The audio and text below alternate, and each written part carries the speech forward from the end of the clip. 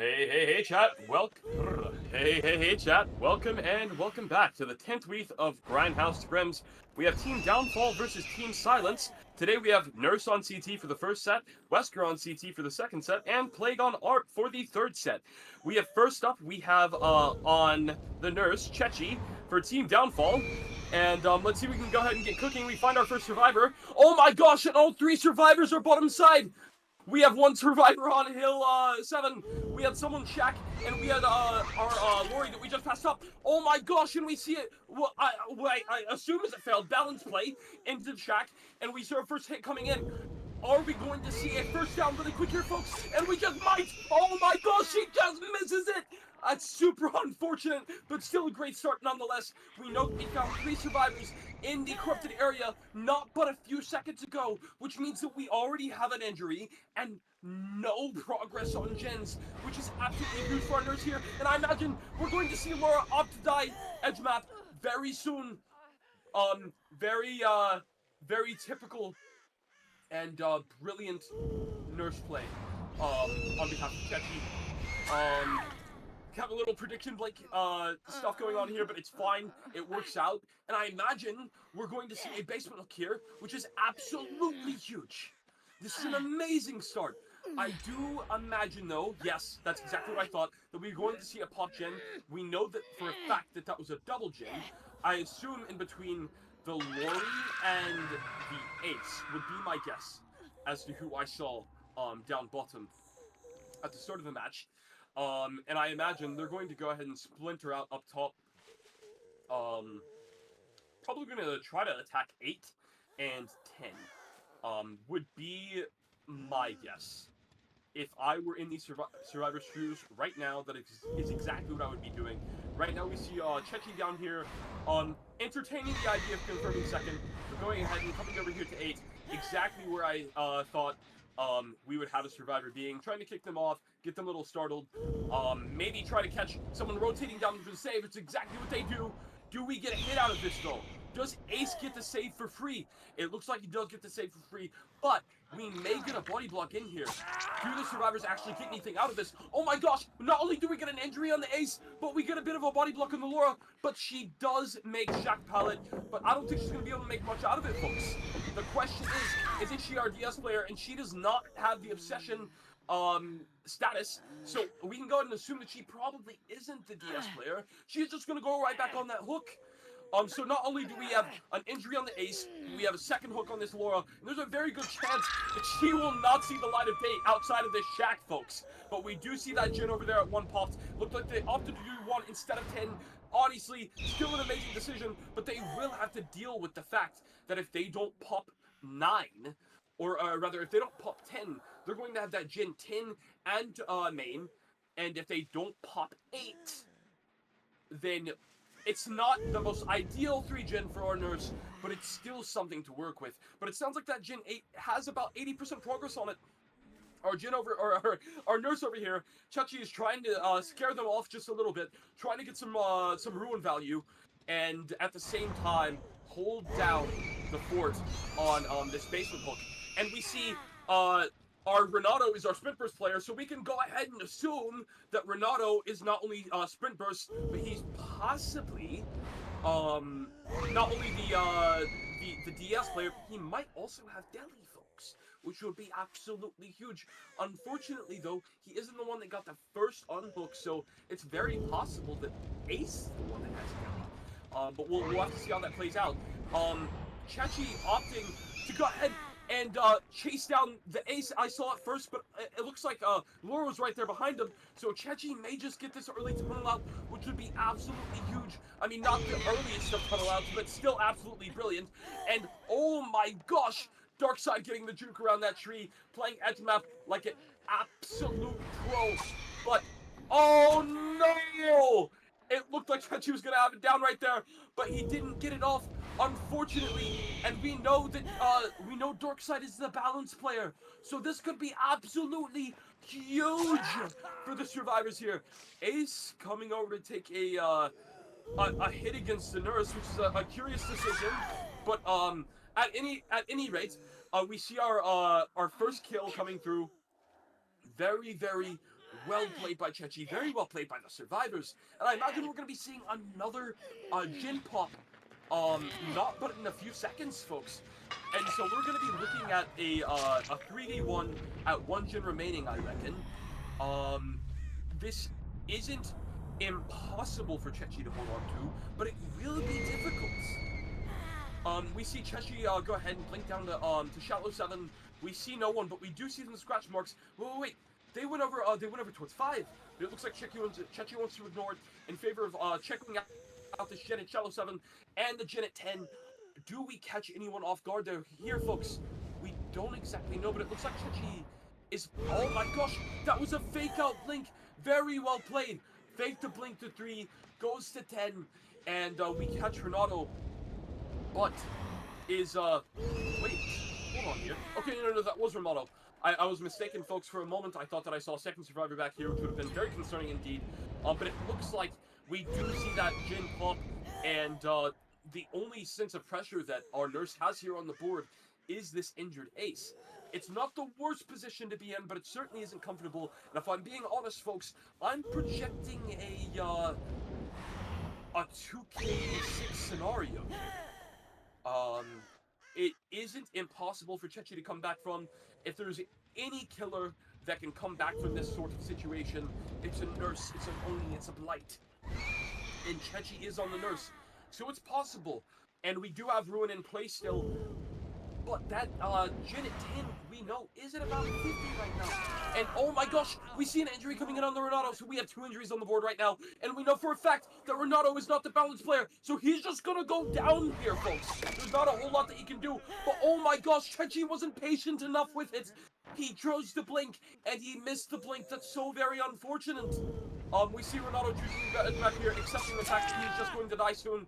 And I imagine, folks, that Jin around 6, either the Jin 6 or the Jin 7, is probably about 50. Oh, wait, we don't have a Jin 7. We have a Jin 6, 10 in main. And I reckon that Jin 6 is probably about 50 to 70% at this point.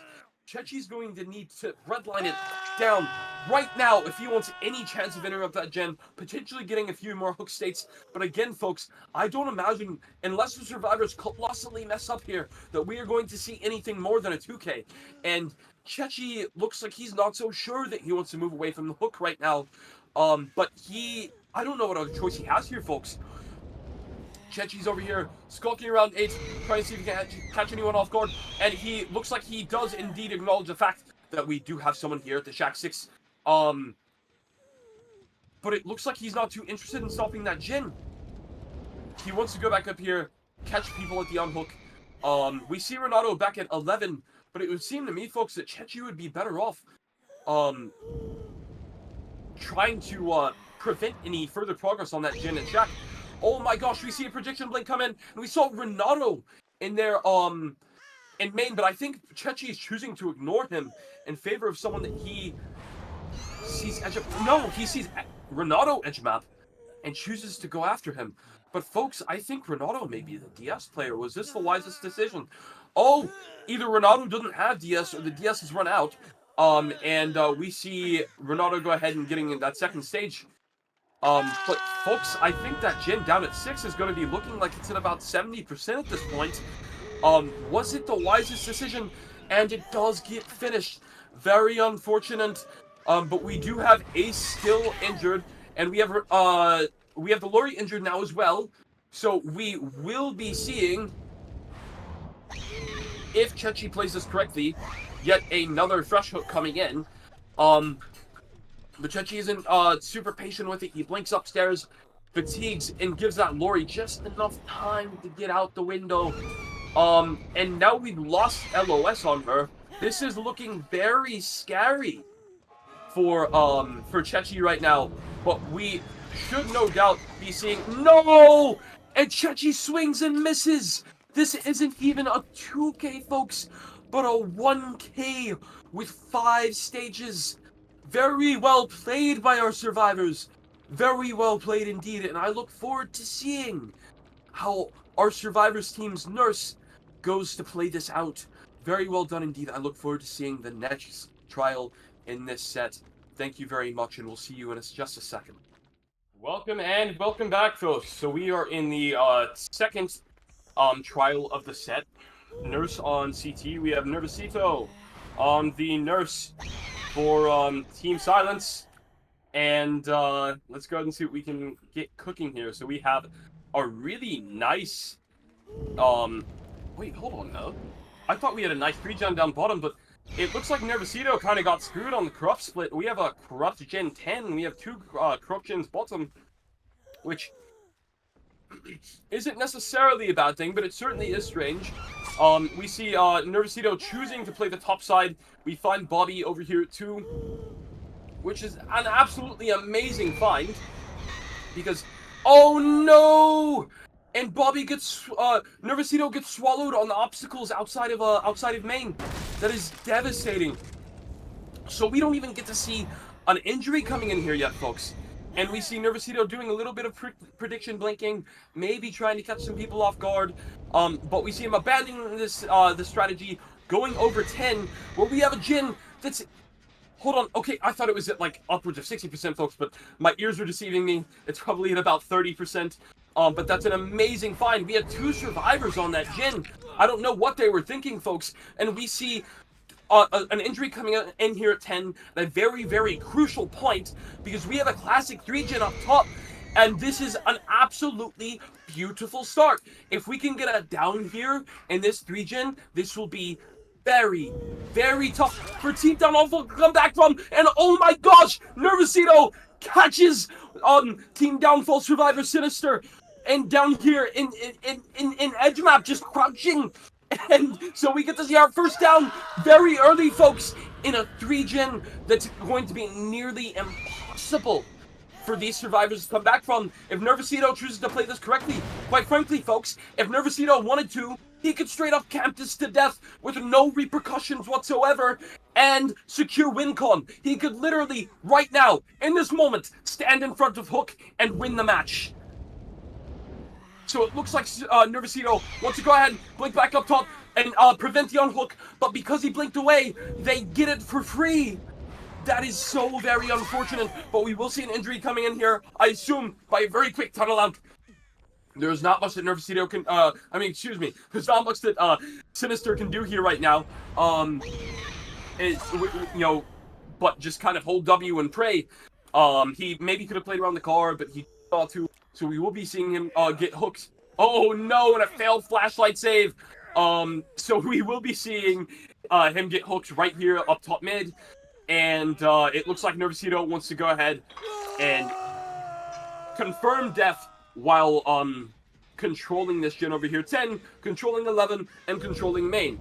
But we know that Ace is over there, so I assume Nervosito is going to fake the blink and go back towards main. No! He fakes the blink, goes mid, and we get a hit out of it, folks! What a blink! And this is not going to be a safe save. Nia knows it. She turns right back around. There's not much that we can do. So we saw that Nia is going down the bottom, and we saw that Ace was up top the last time we saw him. But what is Nervosito's plan here? It looks like he wants to go ahead and maybe try to get Nia, but he realizes that that's a little greedy, and he just gave away a save for free, potentially. No! We see a trade coming in, but we know that that Ace is almost certainly the Deli player, so we are going to be seeing this very quick tunnel out on Sinister right now, and Quentin considering taking a hit against the nurse. Interesting choice, and we see a dead hard, but it misses. And we will be seeing a death here at 3-gens. This is tragic for our downfall survivors. And Nervosito is sitting very, very comfortable for silence as we see our first death coming in here at 3-gens. And we still have our 3-gen intact, folks. We see some scratch marks up here at 11, and we know for a fact that we have 2 injuries on the board. Now we have 3. This is so good for Nervosito. He chooses to chase us down 9, and we will be seeing a down come in again. So not only do we have a death here, folks, but we have a slug, and we see someone going towards Shaq right now. Oh my gosh! What is Downfall cooking? Nervosito's playing this absolutely astoundingly. We see Nia going around bottom 7, going around the Pride Walk, and it looks like she's playing edge map. No, I heard her there. Oh my gosh, she is cooked, folks. Wait, what? What in the DBD, folks? Clip that.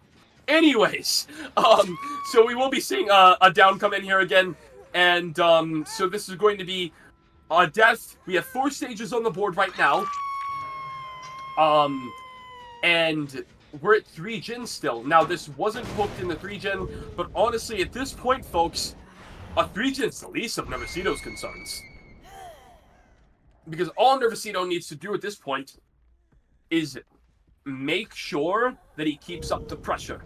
Make sure that we continue injuries, we continue trades, and at the very least, make sure that everyone's injured at the end. Because all Nervosito needs for this win con is a 2K. That is it. But it looks like Nervosito's on track to get very well more than that. And we see Quentin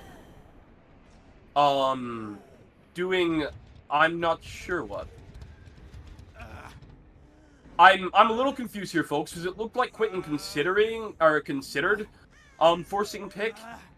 Oh yeah, and we see Nervosito having a little bit of fun here. Friendly banter. I think Bobby considered forcing pick, but realized that, you know, where the win con was heading, and now we're all just having a little bit of fun here. The survivors understand very well the position they're in, and so now I think we're just going to have a very friendly match in between very well and experienced opponents. We see Ace going up here at 10, or up at 11 rather, and going and taking the down, but we know he's the Deli player.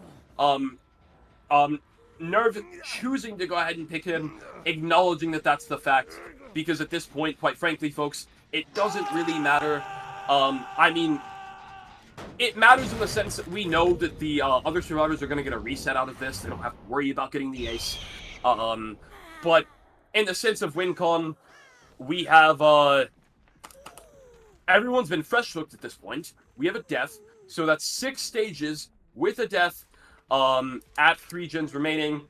And I want to say that it was 1 death, 5 stages last match.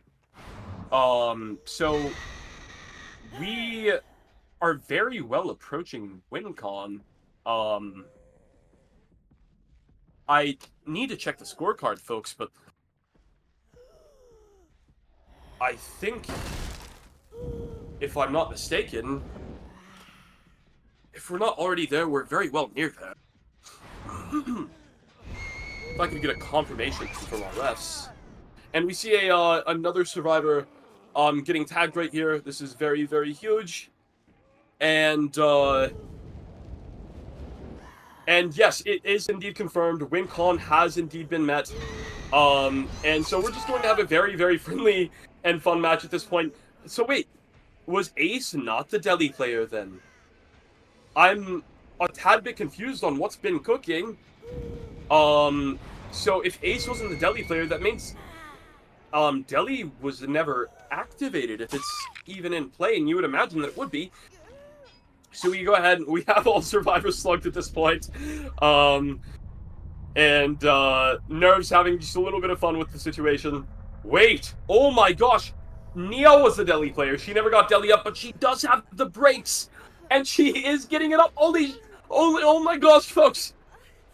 Now, this does not change anything whatsoever, but it would be a little amusing to see an escape out of this. To see Downfall trying to rummage what they can out of the situation. But all the same, folks, WinCon has been met. As far as this set is concerned, Silence has taken home this set. Very well played by both sides. You know, Nerves for Silence had a very, very beautiful and amazing start. And unfortunately for Downfall, they just couldn't seem to come back from that early hook in that 3 gen. And it looks like Nia probably went up topside, if I'd imagine, to get a door. Now, if Nerves... Yes! And Nerves sees the play! Yes! That's a Chad move! So, here's the idea, folks. The idea is that if the Nerves closes the hatch, then the nerfs can't possibly make it back up top to stop the gate from being opened, which is true if both gates are up top side. But if the nurse chooses to call your bluff and go straight for the gate, which is rare but does happen, you're just cooked. And we see Chechi making that calculation, but Nerves, Nerves is doing trig. Chechi's doing algebra. Nerves is doing trig. He does get bound. He does get hooked. We will be seeing a 4-key 3 coming in.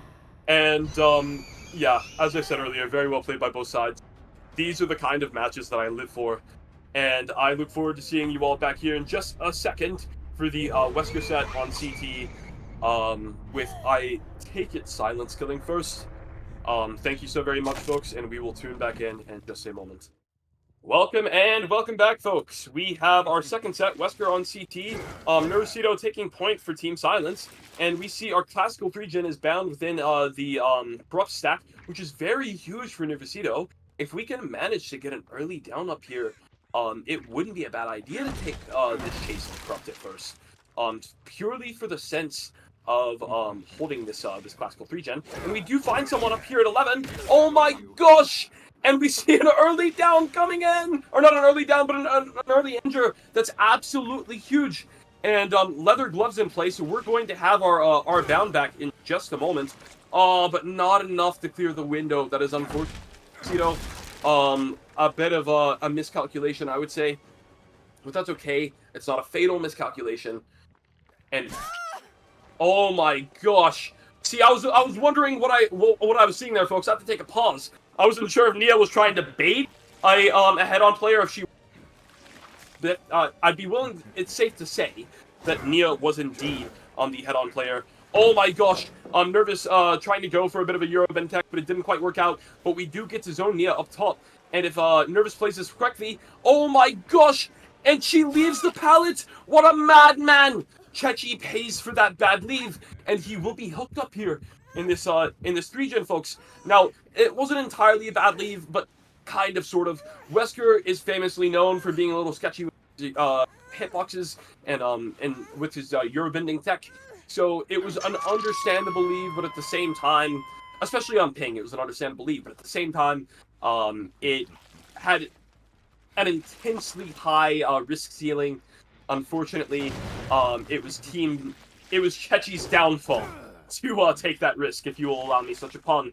And we see Nervosito choosing to try to hold a bottom 3-gen instead of the top, taking what he was given with where Chechi was hooked. Now, Chechi did get hooked on a pain rod, which is absolutely huge. I imagine it hit that gen over there at 4. And we see some scratch marks. Someone potentially looking for the save over here at 8. I believe that was our Quentin. He's going to go ahead and go back up 10. Probably accept the fact that Chechi will be hitting second for this. And I think Nervosito really doesn't have to worry about too much here. With both Painras and Pop in play, Nervosito can very comfortably camp Chechi to second and go ahead and patrol this bottom. Oh my gosh, it's not only a 3-gen, folks, it's like a nasty 5-gen that we have going on here. And I believe, yes, so we see Chechi going second, Nervosito opting to go ahead and leave, push our Quentin off of Gen 4, and we see a mind game coming in, and a first hit. Oh my gosh, and Quentin stays here instead of leaving. Folks, this is going to be a down. There's nothing Quentin can do here. Oh my gosh, so we're going to be seeing yet another pain res come in, so that is 3 stages at 5 gens still in the game, folks. This is absolutely huge for Team Silence. Very well played by Nervosito. I don't know how Team Downfall plans on coming back from this. We see Ace over here at Gen 11, Gen 10 rather, and we know that pallet is still up. I don't believe that it was broken. Ace opting to take hits for Chechi, and I imagine that we're going to see a quick tunnel out on Chechi, and there's just, I'm at a loss for words, folks. I am nervous. I fear for Chechi's life. I don't think they clear this. Not on ping, they don't. And Chechi will be going down. He will be going ahead and being sent off to the grave at 4 gens remaining. The gen popped was probably 5 or 6. if I had to reckon, I believe is where it was. And Nerves opting to go ahead and camp the rest of this a second. Very wise decision. I imagine right after we see him hit second, he's going to go down here, check his Shin 4, trying to get some pop value. Because last time we saw the Shin, folks, it was at like 90% easily. So that's a death. We have 5 stages at this point, and I do not know how Downfall can possibly make it out of the pit, out of the grave that they've dug for themselves, or rather, that Nervosito has helped them into. Oh my gosh. And so we see Nervosito going after our Quentin here, who I believe just got off hook, if I'm not mistaken. What on earth is our Quentin cooking? What is Nervosito cooking? Oh my gosh! Oh my gosh! And he gets no! That was so close. Very well played. Yeah, you know, a little bit of Wesker Tech funnies, but he just couldn't. Unfortunately, couldn't get it off. And we see Quentin go ahead, coming over here, Seawall 10, and tries to check spot it, but doesn't manage to. Now, it's very possible, folks, that what just happened there was a bit of a ping issue. This is South America versus, as far as I understand it. So that is always a danger when it comes to playing on foreign ping. Check spots become a whole lot less reliable, and god palettes, unless it's Shaq or like an absolutely crazy god palette, it becomes a 50. God rocks become suggestions, and so we do see our survivor down here at Shaq. I don't believe they continued going on to 7, but it looked like Wesker wanted to check that out, make sure there wasn't any kind of progress going on there. And our survivor over here choosing a very dangerous path, but getting away with it, going to a Shack against the Wesker is normally suicide, but it looks like he kind of got away with it, but he will be going down still, and we're going to be seeing yet another pain res, and possibly after a little bit of a haha funny firecracker moment, and it looks like we're going to be slinging for the 4K. And we do see Ace over here at 2 giving Nervous the nodders, and I think our Ace very well understands position that they're. Oh my gosh! And Nerves gets him down. We have a 4K at 4 gens remaining, folks. This is expertly plays by Nervosito. Very, very well done indeed. These are the kinds of matches that I get excited about, folks. Honest play between players that respect each other and are doing their best. You know, no tomfoolery. They are all simply here because they love the game and they want to play honestly against people that are on their same footing. And this is just so well done by both sides. I look forward to seeing how Team Downfall's Wesker takes up such a task, such a challenge. A 4K4 is an insane win con for Team Downfall's Wesker, and it looks like Nervosito's potentially expecting. Now I need a confirmation from our refs, but is Deli allowed in the Wesker set? Okay, no Deli allowed in the Wesker set. So we will be seeing you guys back here for the Team Downfall's Wesker, see what they can't do, and I look forward to it. Thank you all so very much, and we'll see you in just a second. Welcome and welcome back, chat. We have Rev taking point on the Wesker for Team Downfall, but there was a bit of a goof on Team Downfall's behalf. Rev not selecting CT the first time we loaded in. So what was a 4K4 win con, chat, is now a 4K5 win con. And quite frankly, chat, I'm not gonna lie to you, this is looking pretty grim. We find our first survivor over here at 10, Pride Rock. This looks to be our balance player. But Ace crossing down the middle at a very curious time. And it looks like Ace is just going to be giving away a free okay. So it looks like Rev takes the bait and goes through the window. Ace very wisely pre-dropping that, but it looks like he will be getting. I'm going to stop making predictions here, folks. Rev misses yet another dash, but it's okay. yo, Rev is looking at a pretty impossible win con as it is right now. So I think, honestly, folks, we're just here for the funsies at this point, because I would be lying to you if I said that I thought that a 4K5 win con was at all possible. But nonetheless, let's sit here. Let's try to enjoy some DBD. This is still an amazing thing to witness. You get to see two very, very good teams going head to head, and that is that's always a treat, no matter the situation. And this is a scrim, so there's nothing on the line. We're all here for the love of it anyhow. We do see Nancy here at 10, and we now have a Jin popping. Corrupt still up, but that Jin popping means that Team Silence will be taking home today's scrim matchup. Both teams have played very, very well, but at this point, we are just here for the love of it. So sit back, relax. Any anticipation that you had should be about done at this point. Let's just sit here and enjoy the love of it. So we do have 3 injuries on the board right now. Laura up and go up 3. Another Jin popping, and Laura opting to pre-drop that pallet and leave it to her detriment. And I imagine that we're going to be seeing a pain res coming in on Dark Side right now. But I believe, folks, we're having this hook come in the well, it's not exactly the classical 3-gen. It's a fairly loose one. Unless, did I see a Jin up top mid? I did. Okay. So it is possible for Rev to come back from this. This isn't impossible in the sense of getting a 4K here. In the sense of win con, yes, it's over. But I think what's interesting, the interesting question now is, can Rev 4K this? And I think the answer is yes.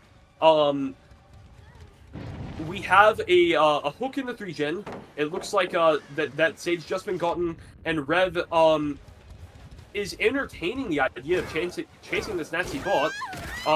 And he does get the down. I imagine we're going to see another pain res, and it's not even beneficial really for Rev to I was going to say for Rev to take her all the way top, but he doesn't really need to. He has a pain res right there, which is absolutely brilliant. Very, very lucky for him. And that pain res seems to have hit that top mid Jin, so they have no progress anywhere else, folks. They were just healing. Now, Maria is the balance player, but I imagine she's not going to actually get too far because of the bound, but it looks like she makes it to the pallet anyways. Very, very good and nice of her. We see Nancy getting a little love tap off the hook, but rather than too interested in going after that, because we have this 3-gen up here. Why would he leave? So we do have Maria down here at main, pre-dropping that little filler pallet outside of main one side. She takes the vault. A risky decision on ping, but it pays off. And so Wesker's taking this chase over here too, and little bit of mind games happening here. We do see an M1 coming in. She's probably going to try to head down 3, if I'm not mistaken. She wants to take Chase's bottom side at this point, because what we're looking at... Oh my gosh, and she gets mind gamed at the arm. Very unlucky. But that is the way the cookie crumbles. And I imagine we're going to be seeing another pain res up here in the 3-gen. This is very, very well played by Rev. He was given an impossible win call, but nonetheless is giving us amazing gameplay. These are the kinds of matches, I can't stress enough, folks, these are the kinds of matches that I get excited for. Because yes, WinCon, it's lost, but this is still exciting to see. We get to see 2 great teams duking it out, playing their best, even though the WinCon has been met.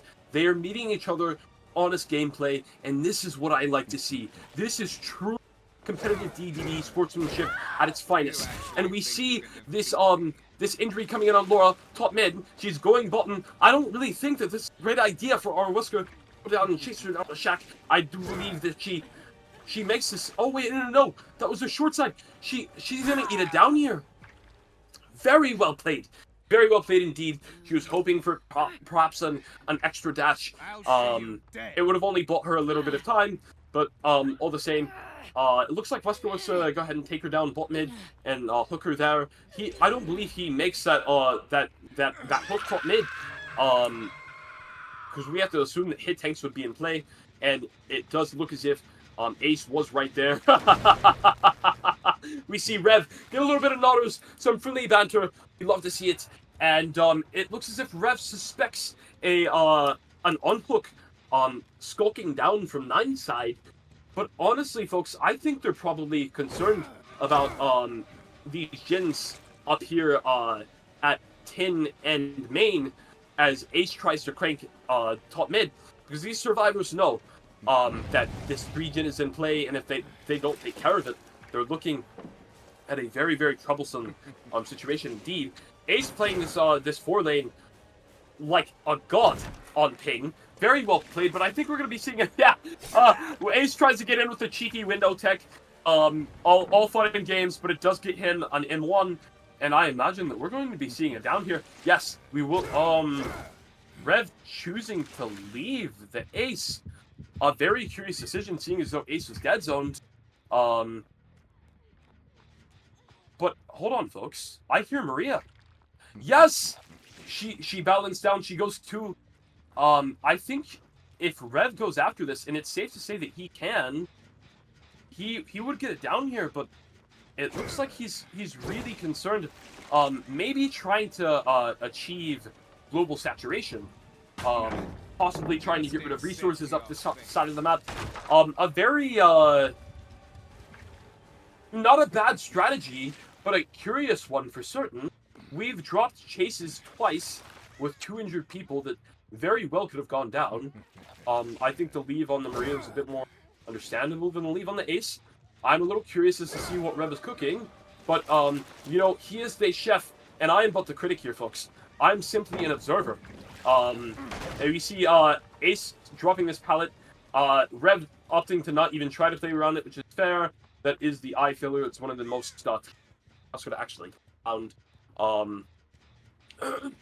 So we will be seeing our Wesker play this 3-Gen the best he can, but from the sound of that, I think that's the sound indicator, folks, that Rev can only kick that top gen a handful more times thanks to the new gen kick changes put in by behavior not but a few months ago.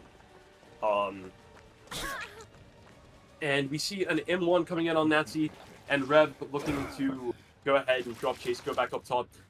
I'm not entirely sure how sustainable this these plays are by Rev could possibly be. He can't afford to keep dropping chase like this, especially with injured people. And we see our Maria going ahead and bouncing off main. And it looks like he may indeed be playing for global saturation, but he doesn't get the hit. And Ace is here for some reason. I suspect Ace is the head-on player. Rev realizing this, choosing to go ahead and give Ace a little love tap, make him go down and have to spray on some deodorant, and telling him to back off. And I imagine that we are going to be seeing our Maria skulk back up 10 side, trying to make her way back to main. And if Rev takes that opportunity to catch her at main, he could actually get an injure on her, because that cooldown for BL is probably going to be sitting at, I'd say, 20 seconds left by the time Rev got to it, if he went now. And now we're at a point where we have everyone's healthy once again, and it looks like Rev is just playing for global saturation. It's an interesting strategy. You don't see it often in comp matches, but it can happen. I'd say one of the main reasons you don't see it often in comp matches, at least anymore, is because with these new changes, with gen kicks, the killer is at a pretty big disadvantage when it comes to defending the objective, and so these hit and run playstyles become all the more detrimental. We do see that Jin at 2 popping, and we know that Jin at top mid was somewhere around 40-50%. Rev going for the M1, couldn't manage to get it. Maria doing her best to get Chase to drop. She's doing a little bit of shit tacking. Rev realizing that he's not going to get too much out of this before it's too late, so he's going to go ahead and pop our Nancy on the hook. See if we can't get some pop going on and get him back up to that 3-Gen as soon as possible, folks. Because Maria and Nancy were down bottom. Maria and Nancy were down bottom. You can guarantee that Ace and Laura were up here on gens, and we do see that gen popping. It looks like Rev is was looking to secure the death. Couldn't manage to do it, and we see Nancy back. Maria doing her best to possibly take a hit. And she tried to get Wesker to throw her off an elevation, wasting him time and her not getting injured, which would have been nice for her. We see Ace over here on the gates, being a little greedy here. I do imagine we're going to be seeing another hook state coming in regardless of what happens here, folks. But this is more than likely, if our survivors play this correctly, this will... all the same, very well played by both sides. Laura really pressing her luck there, but that gen's probably 99 at this point. Ace back on it. Ace is really playing with fire, but it doesn't really seem to matter, and Rev commits into the gate with him, giving the survivors a chance to flee away. It's an interesting choice, but hold on now. Was that Nancy was skulking around here as if Rev wasn't going to catch on. Nancy, realizing that she's in trouble, heads down towards Shaq in hope of getting the hatch, and it's safe to say the other survivor at the other gate, getting ready to leave so that Nancy can indeed hatch. This is looking like a 4-out, folks. Possibly. Oh my gosh! The survivors weren't ready to leave, chat. Hold on now. Will Rev actually get a kill out of this? This is insane. If Rev is patient here, it looks like he gets a kill out of this, folks. Yeah, and it seems Nancy knows it.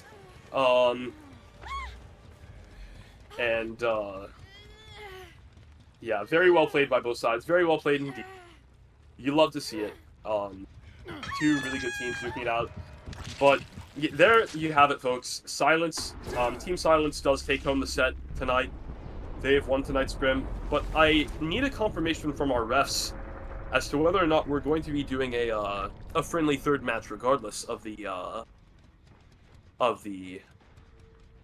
score. Okay, so it looks like we will most likely be doing that third match. So hold tight, chat, for that.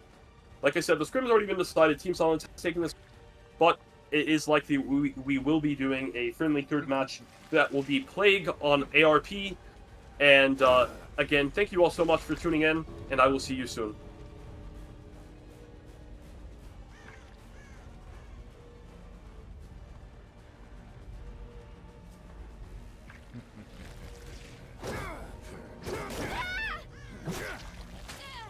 I don't know if we're still live and rolling here, folks. That was a bit of a troll move.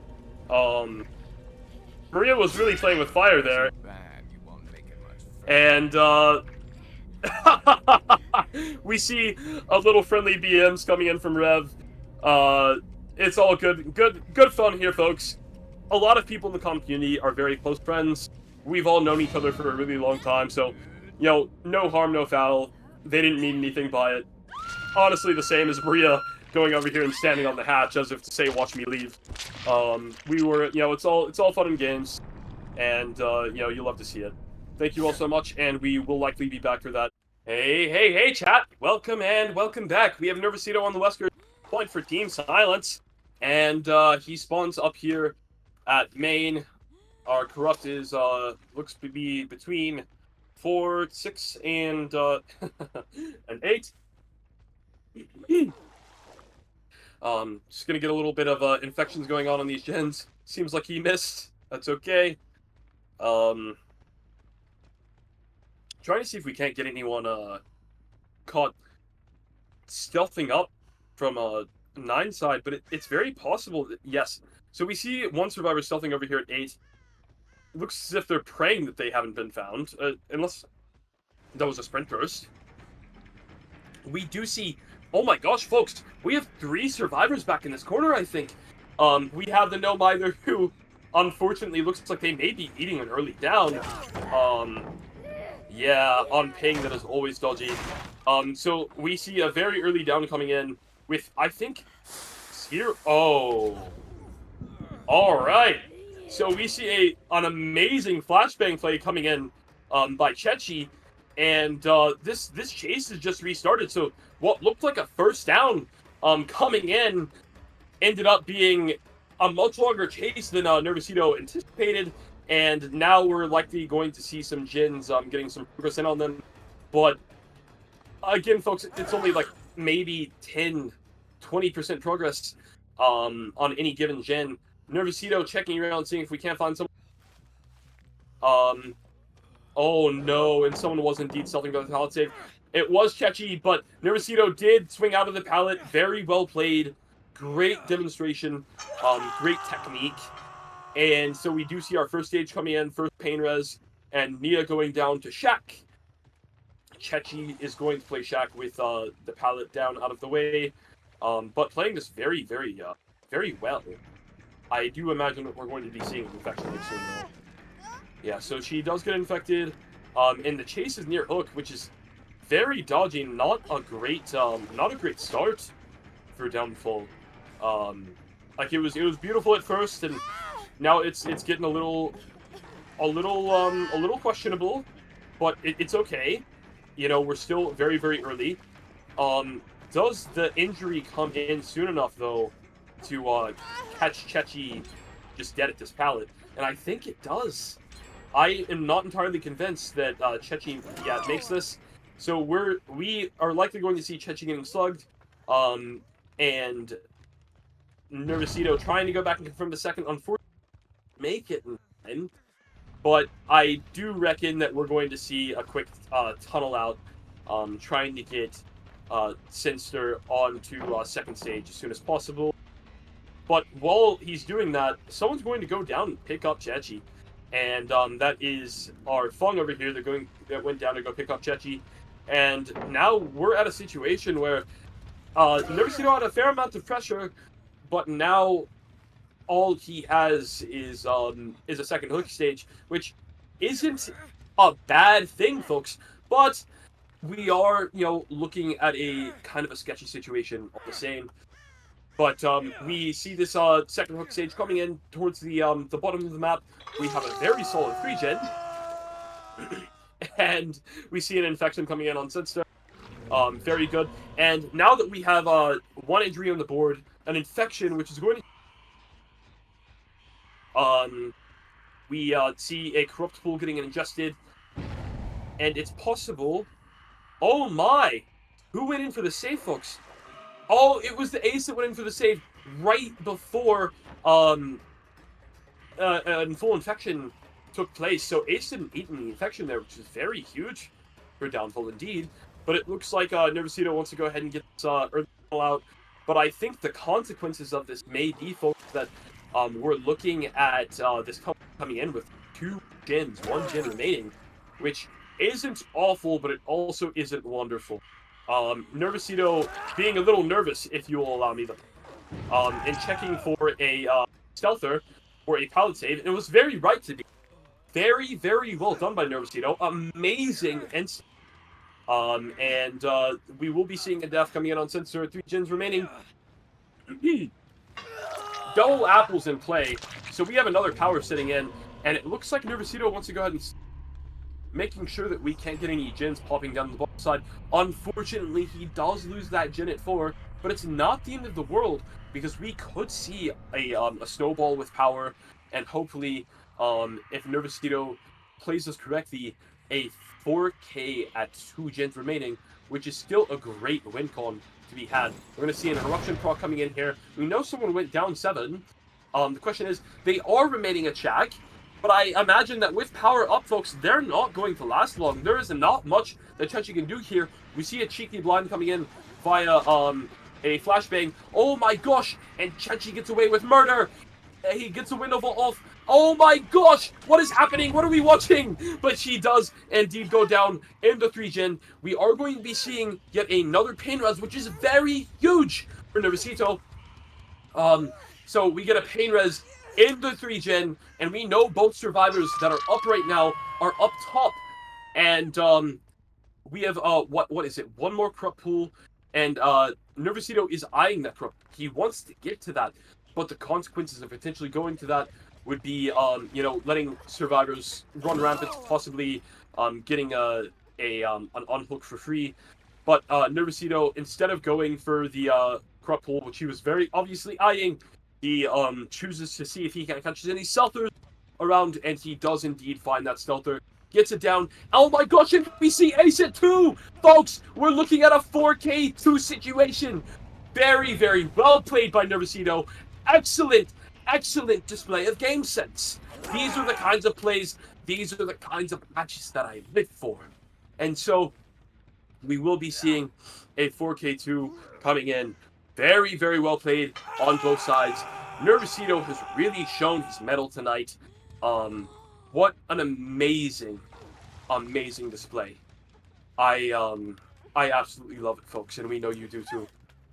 And next up, we will be having Team Downfall take point on the Plague, on ARP, and that will be the last match, or the last trial of the set for tonight, for this match tonight, rather. Thank you all so very much, and we will be back shortly. Welcome and welcome back, folks. We have Rev on Wesker for Team Downfall, and let's see what he can get cooking. We have Agitation, Corrupt Thanat, and Painrez, all very great picks on Plague. And we spawned up here top side. Kind of got screwed on the Corrupt split, but that's okay. Not terrible, but it is safe to assume that because of that, we may just catch someone down over here at 8, trying to get some cheeky early progress in on the Jhin. And that is indeed what we do see. We're going to go ahead and corrupt that Jhin, or rather contagion that Jhin. And we see a balance play coming in down here at 6. Ace, not Ace, but our Jake winning come over here. 5. Take this chase away from that active Jhin. And it is safe to say that both the Ace and the Ada are over there at 8. Cooking. At least one of them. Because, I mean, we did puke at some of the top gens. And, oh my gosh, Jake, the check spot god. Alright, so it would seem. We do see a tag coming in, and it looks like he wants to go up, no, he wants to stay at bus. Yes.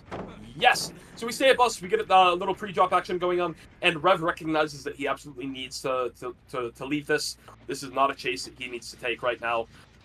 We do see someone up here at top mid, and it's Ada. Oh my gosh, and she eats him down! That is huge! Very well played, Rev. Very well played indeed. And we will be seeing our first hook coming in. That's going to be a pain res. And we are getting full Thanat value at the moment, which is absolutely huge. Very devastating for Team Silence. And we see our first pain res coming in. So that top gen was sitting probably just a little bit over the amount of progress that the top mid gen had. I don't believe that, or was it the top gen that got pain res? You know, folks, I'm not entirely sure. But it looks like Revan's come back down here, check this top mid gen, make sure no one's over here looking for a save. We're going to go ahead and get some regression going in on this. And Rev probably, if I had to guess, will be checking this gen over here at main, possibly taking a corrupt pull here in a moment, preventing a save if he could, but unfortunately he did not make it in time. Ada could not take the hit, she tried. Rev giving a little bit of friendly nodders. But I do imagine we're going to be seeing a very quick tunnel out. These corrupt pools are very, very fortunate for Rev. But oh my gosh, Rev gets lost in the sauce, and Ada, oh my gosh, what the plays are crazy. Ada is just playing a game of standing still and waiting, and unfortunately, she does go down for it. But very well played. I mean, these are the kinds of plays you live for, mate. We will be seeing her coming in on her second hook, and I imagine Rev's going to want to get it back up top side as soon as possible. The only gens that we know for a fact have meaningful progress are top mid and main, but I reckon, chat, that, wait, when did that gen pop? Was that, yeah, it was 8 that popped. Okay, oh my gosh, chat, I was so excited that I totally missed the fact that 8 popped. At any rate, we have really great corrupt pools, but that was a sprint burst play coming in. Oh my gosh! And we see our second gen pop. I imagine Rev at this point wants to go ahead, make sure we get this tunnel out. This is Rev's really his only saving grace at this point is to get this Ada out of the game as soon as possible. Because you have to remember, folks, the win con for this set is 4K2, and if he lets this go on any longer, we are looking at a tie at best and a loss at worst. Rev is going to need to take one of these corrupt pools soon, I think, because this is not looking amazing. Oh my gosh! And we see the pallet getting greeted, and oh my gosh! So these are just amazing plays, and we still have fun buffs up. So oh my gosh, I'm lost for words. Laura doing absolutely amazing chase here, but she will be going down, choosing to go down the right place. Very wise decision. We see Ada coming in with a cleanse, so this is looking pretty dodgy for Rev right now. I'm not entirely sure how he intends on coming back from it. Leaving Ada, I think, folks, may have been a bit of a mistake, because now we're looking at a tied win con at best, and I think Rev knows it. He gives a little bit of a friend in the air. Yeah, we love to see the nodders. Yeah, no, we're just here for the fun, folks. We all love the game. We all, love the game. We're looking here to get better. We see a save coming in on Laura. I take it that may have been the Ada, and right now we are over here trying to find a survivor lurking up around 1 to 12, and it seems that we have some scratch marks to follow down here towards main. But did they stay at main? They did stay at main. Oh my gosh, this is a great find. But since we're not in power, we're just sitting down here chasing this N1 killer with a very, very nasty connection into main. This is an absolutely necessary break. I'm surprised Rev didn't break it on the first time, like he could have when it got dropped. But all the same, it's fine. We see some scratch marks over here too. What is Laura cooking? So she's over here. I imagine we're going to see her go down really quick. There's not much that she can do here unless she has a pallet to get into. Oh my gosh, what an absolutely disgusting connection.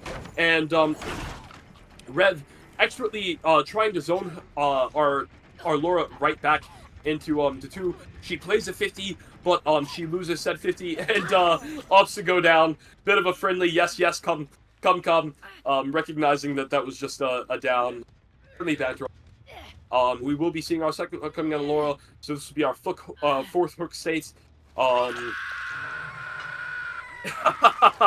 bit of nodders, little bit of puke.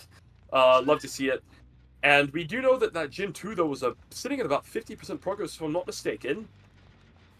Sounds like it's about 70 right now. Is anyone over? Question. No, it was sitting more 80. But no, we don't find anyone over here. We do see the first corrupt pool coming into play here. Rev possibly hoping for a snowball, but unfortunately, we do see that Jenna check popping, which means that the third and final set of tonight's matchup is taken home by Silence. Silence does take home the win. They already did, but we decided to play this game for the funs of it. And again, these are just the kinds of matchups that you see. Two great teams duking it out is always a pleasure to witness. Ace coming down here, bot mid, makes pallet. Oh, but he gets hit with Corrupt Purge just at the last possible second as he was running. The ping is rough indeed. We see a pain res coming in, a very much needed pain res, I imagine, on that Jin that's over there too, that I imagine is the one they're working on. Rev trying to decide what corrupt pull that he wants to go for, because he needs to mech it back up too to stop that Jin. Because I'd be willing to bet there are at least 2 survivors up the upside at this very moment. We know that someone's at Shack, but that's we can't do much with that information because we know for a fact that Jin up there at 2 was sitting at like 80% the last time we were there. It may have eaten a pain res since then, but that doesn't mean a whole lot if 2 survivors are up there on the Jin at the same time. Oh my gosh, and we do see that Jin pull up. Laura playing this super well, winning every single 50 like an absolute god. Oh my gosh, and she goes for the fake. Very well done indeed. This Laura does not lose 50s, folks. Oh my gosh. But she does lose to a back rev corrupt purge. She'll be going down. We'll be seeing our first death, and I'm sure only death. So that'll be a 1K with 5 stages, I believe. I need to confirm, but all the same, Silence takes it home. Thank you all so much for coming by. Silence takes home this matchup, and we will be back here in just 15 minutes with Scallywags versus Team Hexborn, and after that, at 10 p.m. Eastern Standard Time, we have Soul versus Dysomnia. Thank you all so very much, and I will see you. Hey, chat. Welcome and welcome back to the 10th week of Grindhouse Scrims. Playing now, we have Team Scallywags versus Team Hexborn. Today, we have Oni on Cold Tower for the set, Ghostface on Laird's Memorial for the second set, and Singularity on Dead Dog Saloon for the third set, if it does go to the tiebreaker, or if we just have time. Oh my gosh! And we already have the first hit coming in! We have Draxi for Team Scallywags playing on the Oni, and this is absolutely huge! A very early first hit. This is detrimental, and this is in our corrupted area, but it's in the traditional 3-gen. If Draxi can manage to get this early down here, it's going to be absolutely devastating for our survivors, and we see it would seem our Ada trying to play main, Oni bamming up main. Unless she's the balance player, folks, if she doesn't make her way to 10, there's not much she can do, and she does recognize so, and it looks as if we have this orange in here at 10, and I'm not entirely sure who's going to be able to do a whole lot here. This may well be just a very early down, and power's already up for Oni. This is sitting very pretty, folks. This is absolutely amazing by Draxi, and very unfortunate for Team Hexborn. I don't know how they're going to come back from this. I mean, look, folks, we might be looking at a gen or 2 popping, maybe 1 gen, actually, because I imagine we're going to see this Pain Res interrupt one of them, but this is so huge. What a start! We have power up, we have a hook coming in at 4 gens. You can't ask for a better setup as an Oni in a comp setting like this. This is so beautiful. Top 3 gen, totally protected because it was in the corrupted area. And now you have Ada not only hooked right in the midst of that, but triangulated below her is our 2 gens, one of which, bot mid, has about 60% on it, and with power up, they can't safely work that. And we know for a fact that at least 2 survivors are bottom side. I imagine it's possible. Okay, so we do see someone not so stealthily going up 3 side right there. I imagine they're going to start working 1. Draxi is very well aware of this, taking a mental note right now. I imagine we're going to see a... okay, we're not going to see an eruption proc because Adam couldn't manage to get the regression to stop, and so we're going to see a second stage come in on Ada. Draxi popping power before he has complete confirmed sight, which is a bit of an interesting decision, but I think that he just trusted the fact that he knew he saw someone going up to 1 and decided to try to act on that information. Unfortunately, it didn't seem to pay off too much, and now we're, nearly 50% in the power, and we have no eyes on anyone. I think the best move for Draxi at this point is just to go back down to death. Continuing to move around without confirmed sight on anyone, popping power without confirmed sight on anyone, was a bit of a curious decision, but all the same, it doesn't seem to have hurt him too much. No gens have any meaningful progress at the moment, from what we could tell, and this is looking pretty devastating for Team Hexborn. Very well played for Draxi, or for Team Scallywags. Just an amazing start. You can't ask for anything better. This is an Oni's wet dream in a comp setting, for certain. We're gonna go ahead and see some eruption procs getting put on in, and we know someone was working main. I imagine balance player. They're likely long gone. We're just gonna go ahead and get some eruption procs in on the traditional 3-gen up here. And oh my gosh, Ace is sticking around here. Draxi. Okay, yes.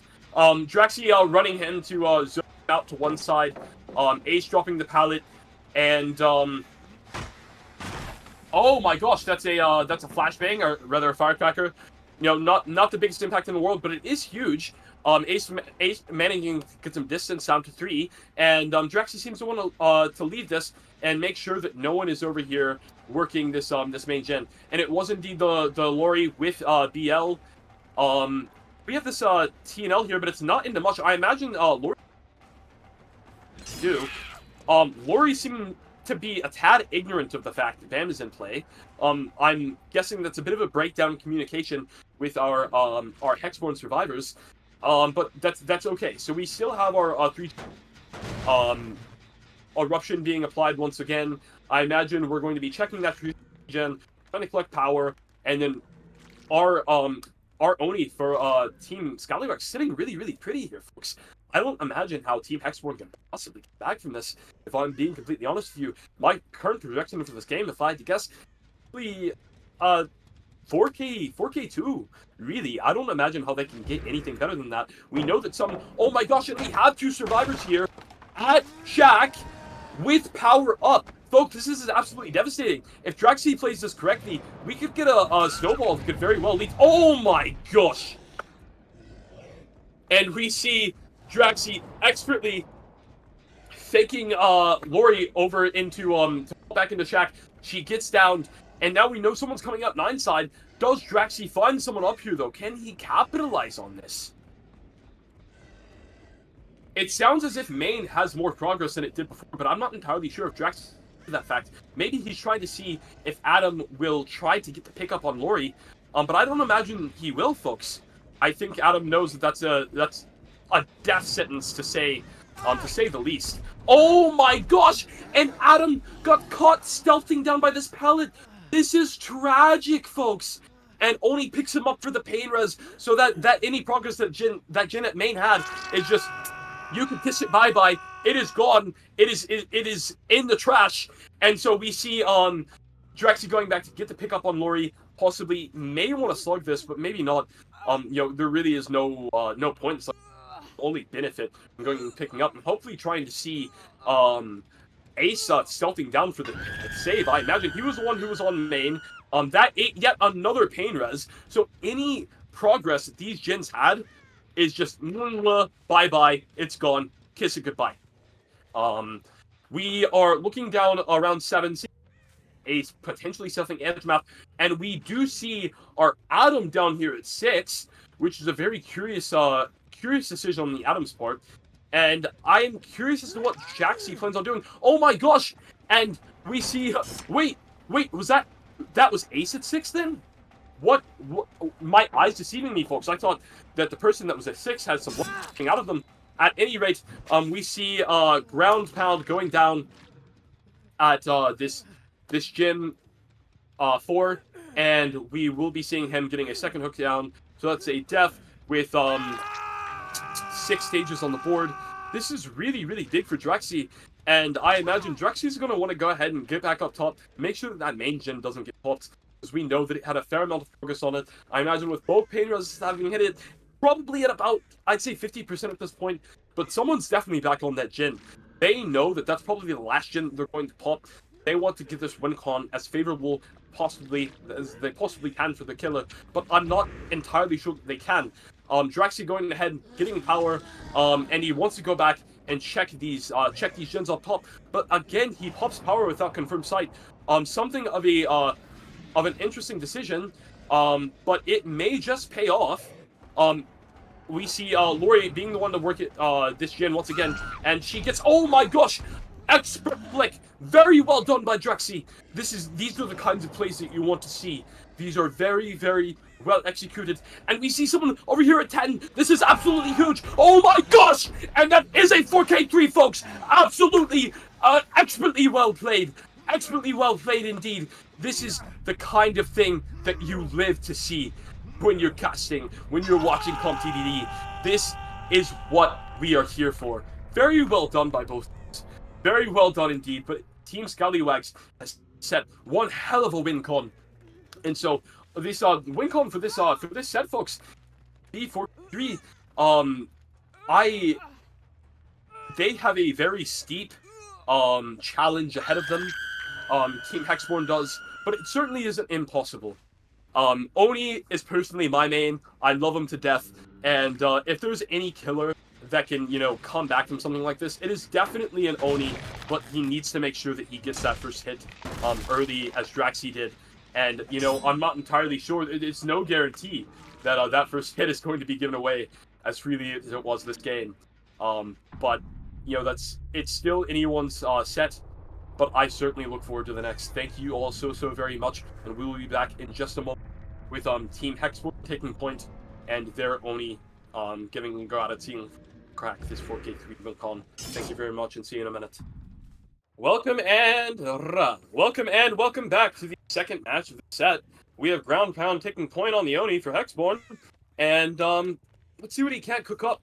It seems as if he got kind of screwed on the crop split. I haven't seen him flick his camera up top side yet, but we do see someone down here at bottom at 6 next to Shaq.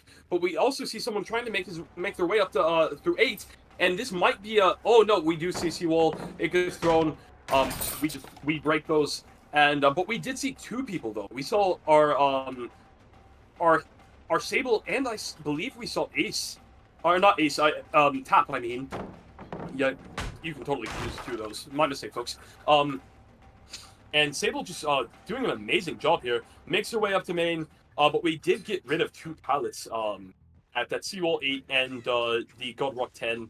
So it's very comfortable and very understandable for Ground Pound to go ahead and lead this now. It sounds as if we have about 10% on this gen here and another 10% on the gen down there at 4. We go ahead and we see a BAM coming in, but we see our first hit coming in very early.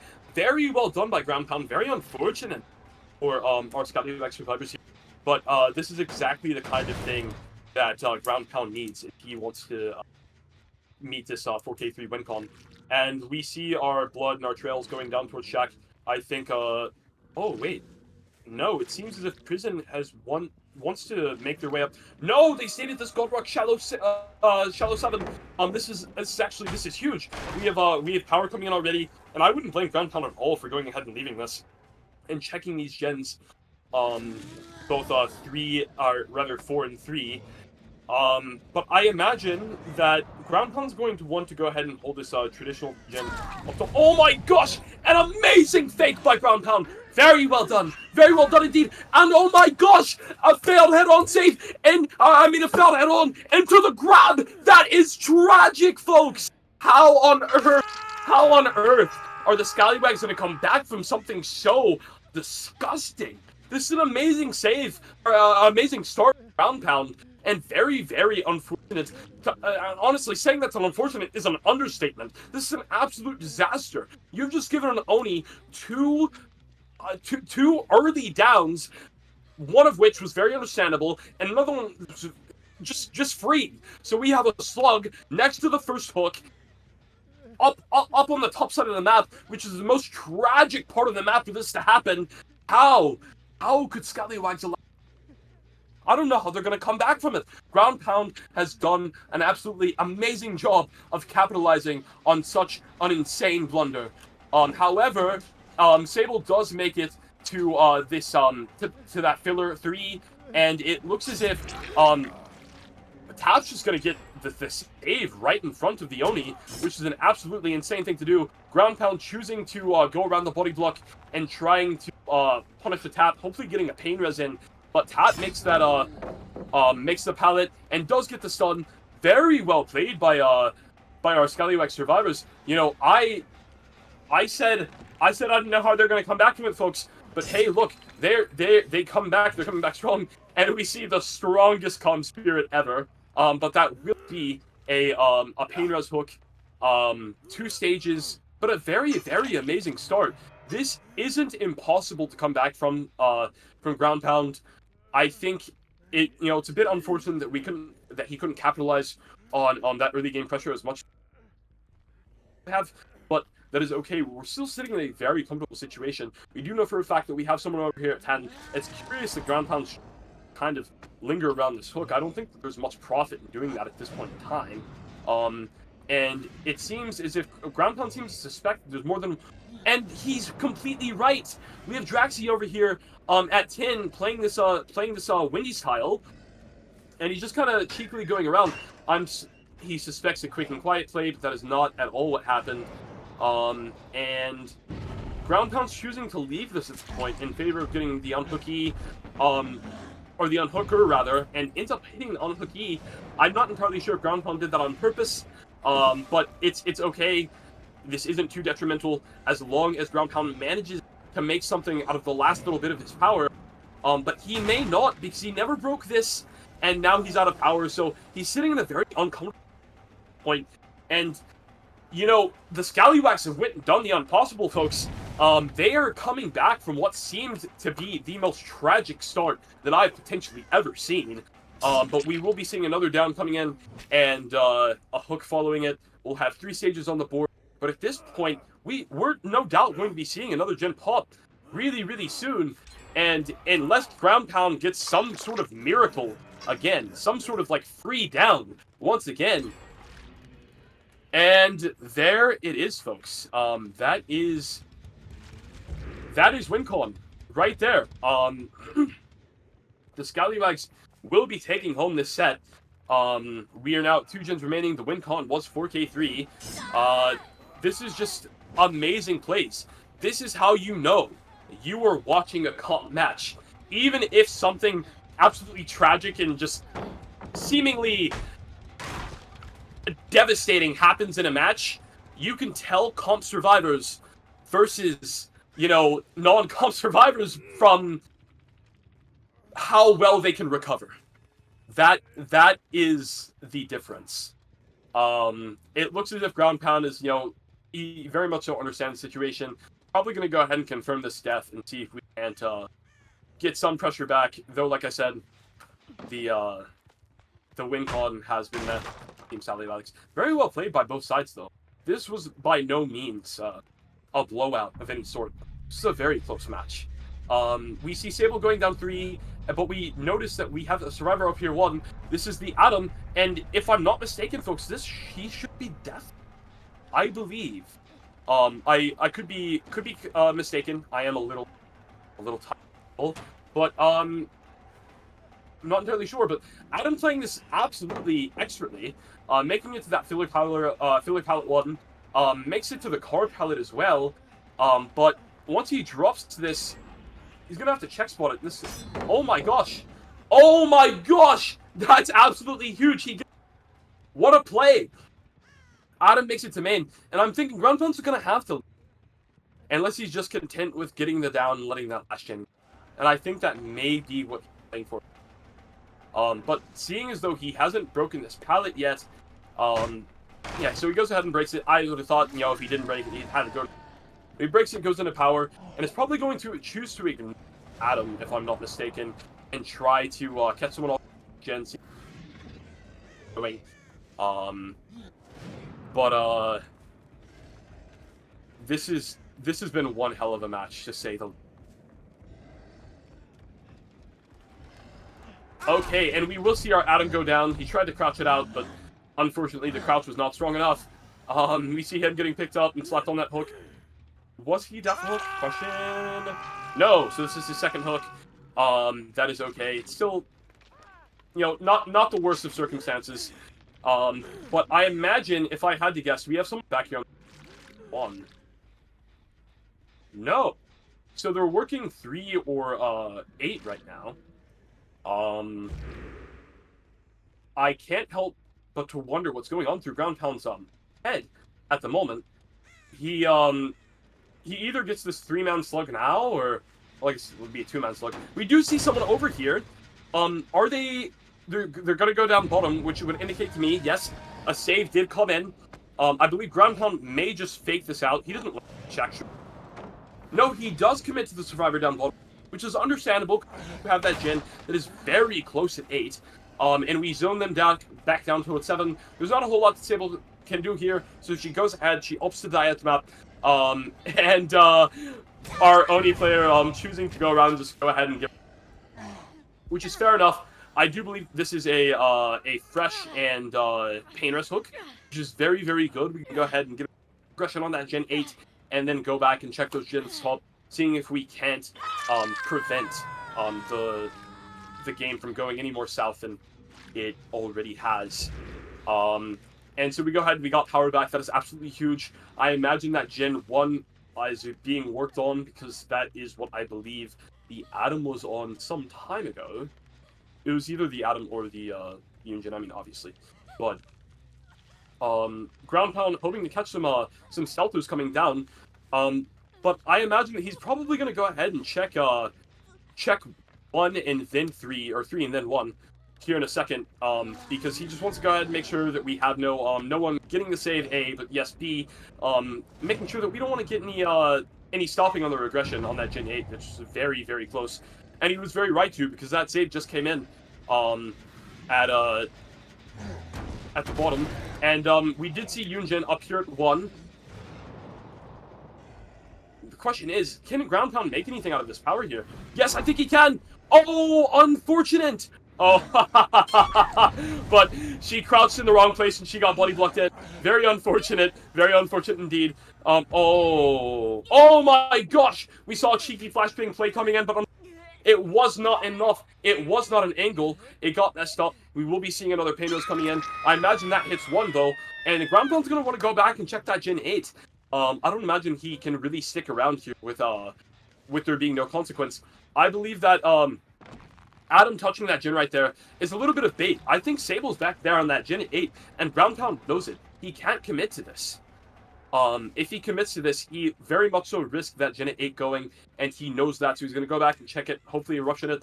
And he doesn't seem too convinced that he has anything to worry about, so he goes back and prevents the unhook, tries to scare the Adam away, but I'm not entirely sure what his plan is here. Try to get a little bit more blood, maybe try to get power, and then interrupt Gen 8. But he can't stay here too much without repercussions. Outs can definitely happen here, Rem. You're not wrong at all. But I think if Ground Pound pays this correctly, this very well could be a 4K1, if not 4K0. Ground bamming this, and he doubles back around. Fair enough. We see this go to second, and now Ground Pound absolutely has to leave. I guarantee you this gen is at 90% minimum, and it does pop. Yeah, being here was a mistake, in my opinion. But, you know, it is what it is. It's fine.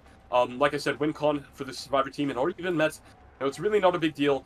Ground Pound choosing to chase this down. I imagine he's going to slug this out, go back up top. Sable choosing to try to force down in the basement. Doesn't quite work out. She gets slugged, and we pop power without confirmed sight, which is a bit of a curious idea, a bit of a curious decision, but it's fine. We saw it work out last game for the Scallywags Oni, and Hexborn Oni. And we do see someone up here at this gate 11, but they're likely stealthing edge map if I had to guess. I don't think they went this way, folks. I think they're still around that gate. Question is where. I imagine. Oh my gosh! So we saw our Yunjin. Is that Iron Will on her?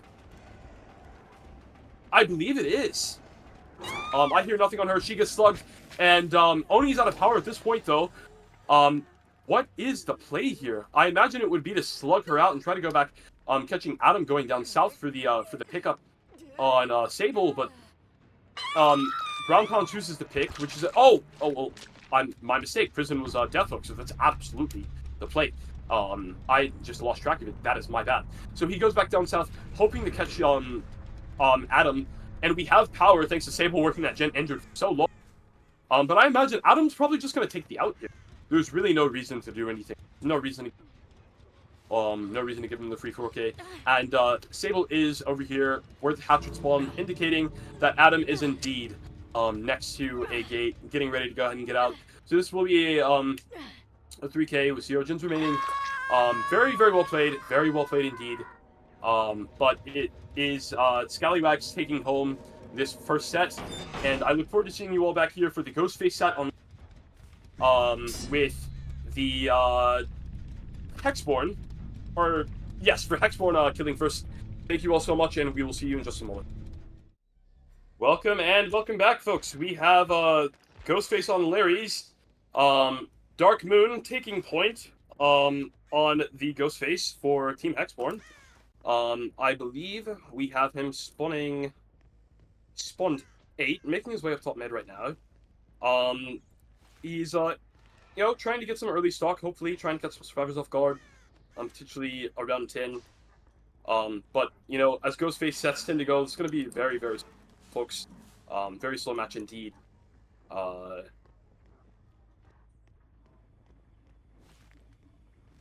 So you'll forgive me if there are some slight pauses now and then.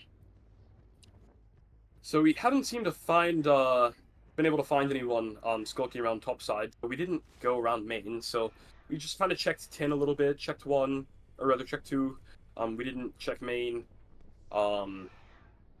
And so these survivors are doing an absolutely stellar job of keeping themselves hidden. And I imagine, as all Ghostface tends to go, and they should go, amongst coordinated teams, we're going to see them stealth and probably not even touch Gen until we know for a fact that someone's in chase and or they have confirmed eyes on where our Ghostface is. So this is going to be a slow crawl to say the least. But we did see some scratch marks up at 1! Hold on now. And I think Dark Moon saw it. That's huge. Oh my gosh! They're at the Excise Pilot 1, which is an absolutely find. It seems as if Dark Moon is he wanted to get some Nancy is consigned to the fact that that's just not going to happen. And oh my gosh, Nancy greeted that pallet. It was an absolutely amazing greet. Very, very well played. Makes it back to this Excise pallet, and that's probably going to be a drop. We get a stun, and she's on her happy way. But that's fine. Dark Moon got a very, very strong pallet out of the way very, very early. That is an absolutely amazing pallet to have gone at this point in the game.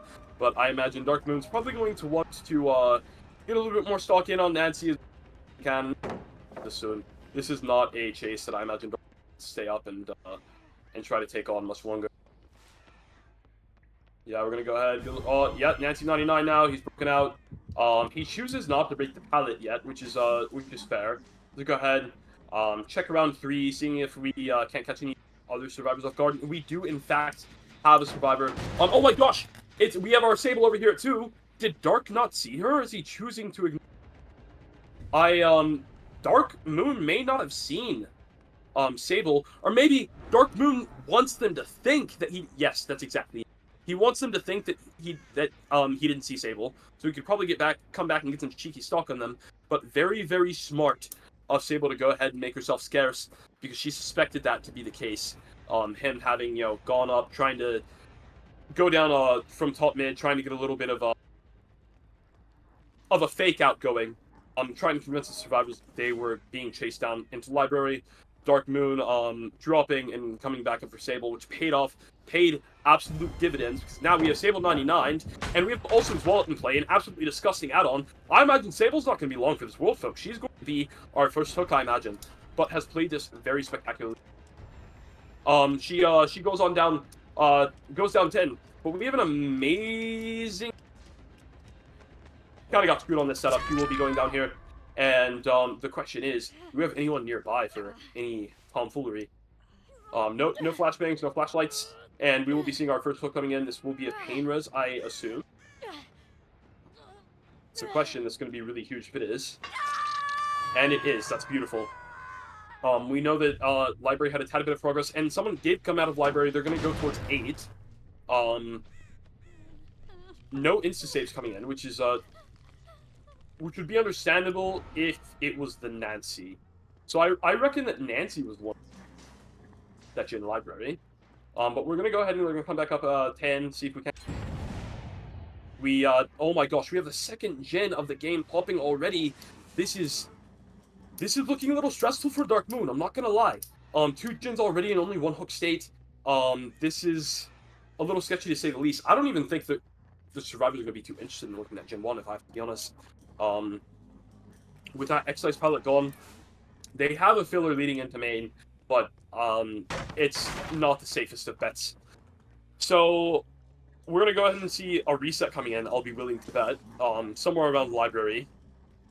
If not, they went back down towards 7 to 8 for the reset, and playing this very slow. But we do know that someone is at library, but either Dark Moon didn't realize or he doesn't seem to be interested. Perhaps he thinks it's bait. He goes back up towards 10. But 10's another one of those gens. I think 10 and 1 are likely to be left. I think the gen survivors are going to want to go ahead and knock out of the way is main. I think Dark Moon at this point has recognized that this match is, going not the best, and we're opting to hold a 3-gen up in between main, 10, and 1. It's a very wise decision, because 10 and 1, with the exception of this pallet right here, over here at 1, it's just absolutely drained of resources. With this down, the closest pallet is in main. And so we see Prison getting a very unfortunate 98, whatever, 95% stock. And these gens have very little going on. We have 2 people at 99. Dark Moon is actually sitting in a very, very comfortable position at this point. Going ahead and resigning himself to the fact that gen, topish, that's library, actually. So that gen library is just going to go. There's not much Dark Moon can do about it.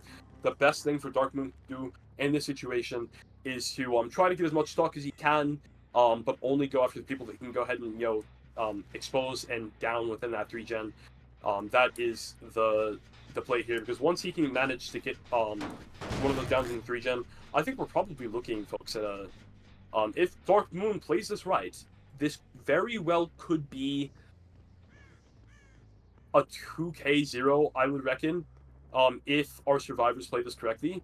But if they play this wrong, this could a 4k0, 4k1. Getting a little bit of stock in on both the Renato and the Sable.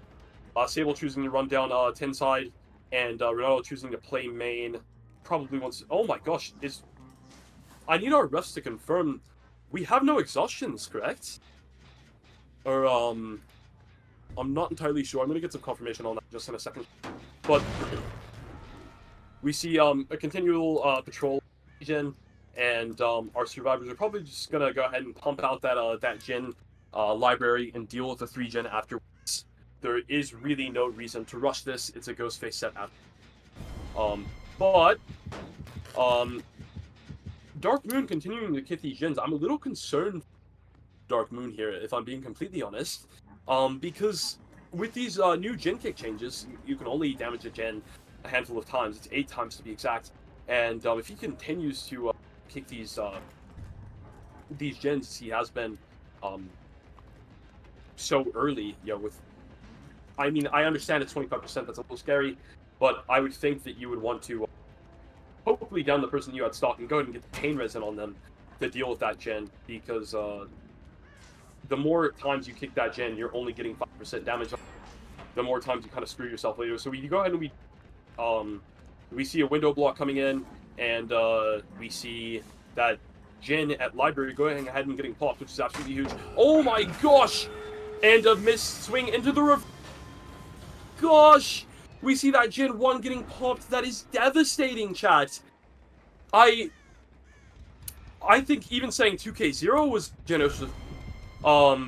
Dark Moon, unfortunately, let go what little pressure he did have, and let the game just kind of slip through his fingers just by the the edge of his fingertips, mate. And Renato takes him 1, but it really doesn't matter at this, folks. I think best case scenario, we're going to see like 1 kill, but honestly, I don't think we're going to see that. This will be a I want to say this was 2 to 3 stage situation. Let me check our scorecard here, folks. Oh my gosh, is this only 1 stage? I can't possibly be reading this correctly. I want to say that was 2 stages. I could be reading the scorecard and maybe just didn't update. Anyways, very well played indeed. This is a 4-out, very, very well played, and I look forward to seeing what our Hexborn, our Scallywag killer manages to pull off for this next set. This is going to be an interesting matchup, to say the least. I'll see you in just a moment. Hey, chat! Welcome and welcome back. We have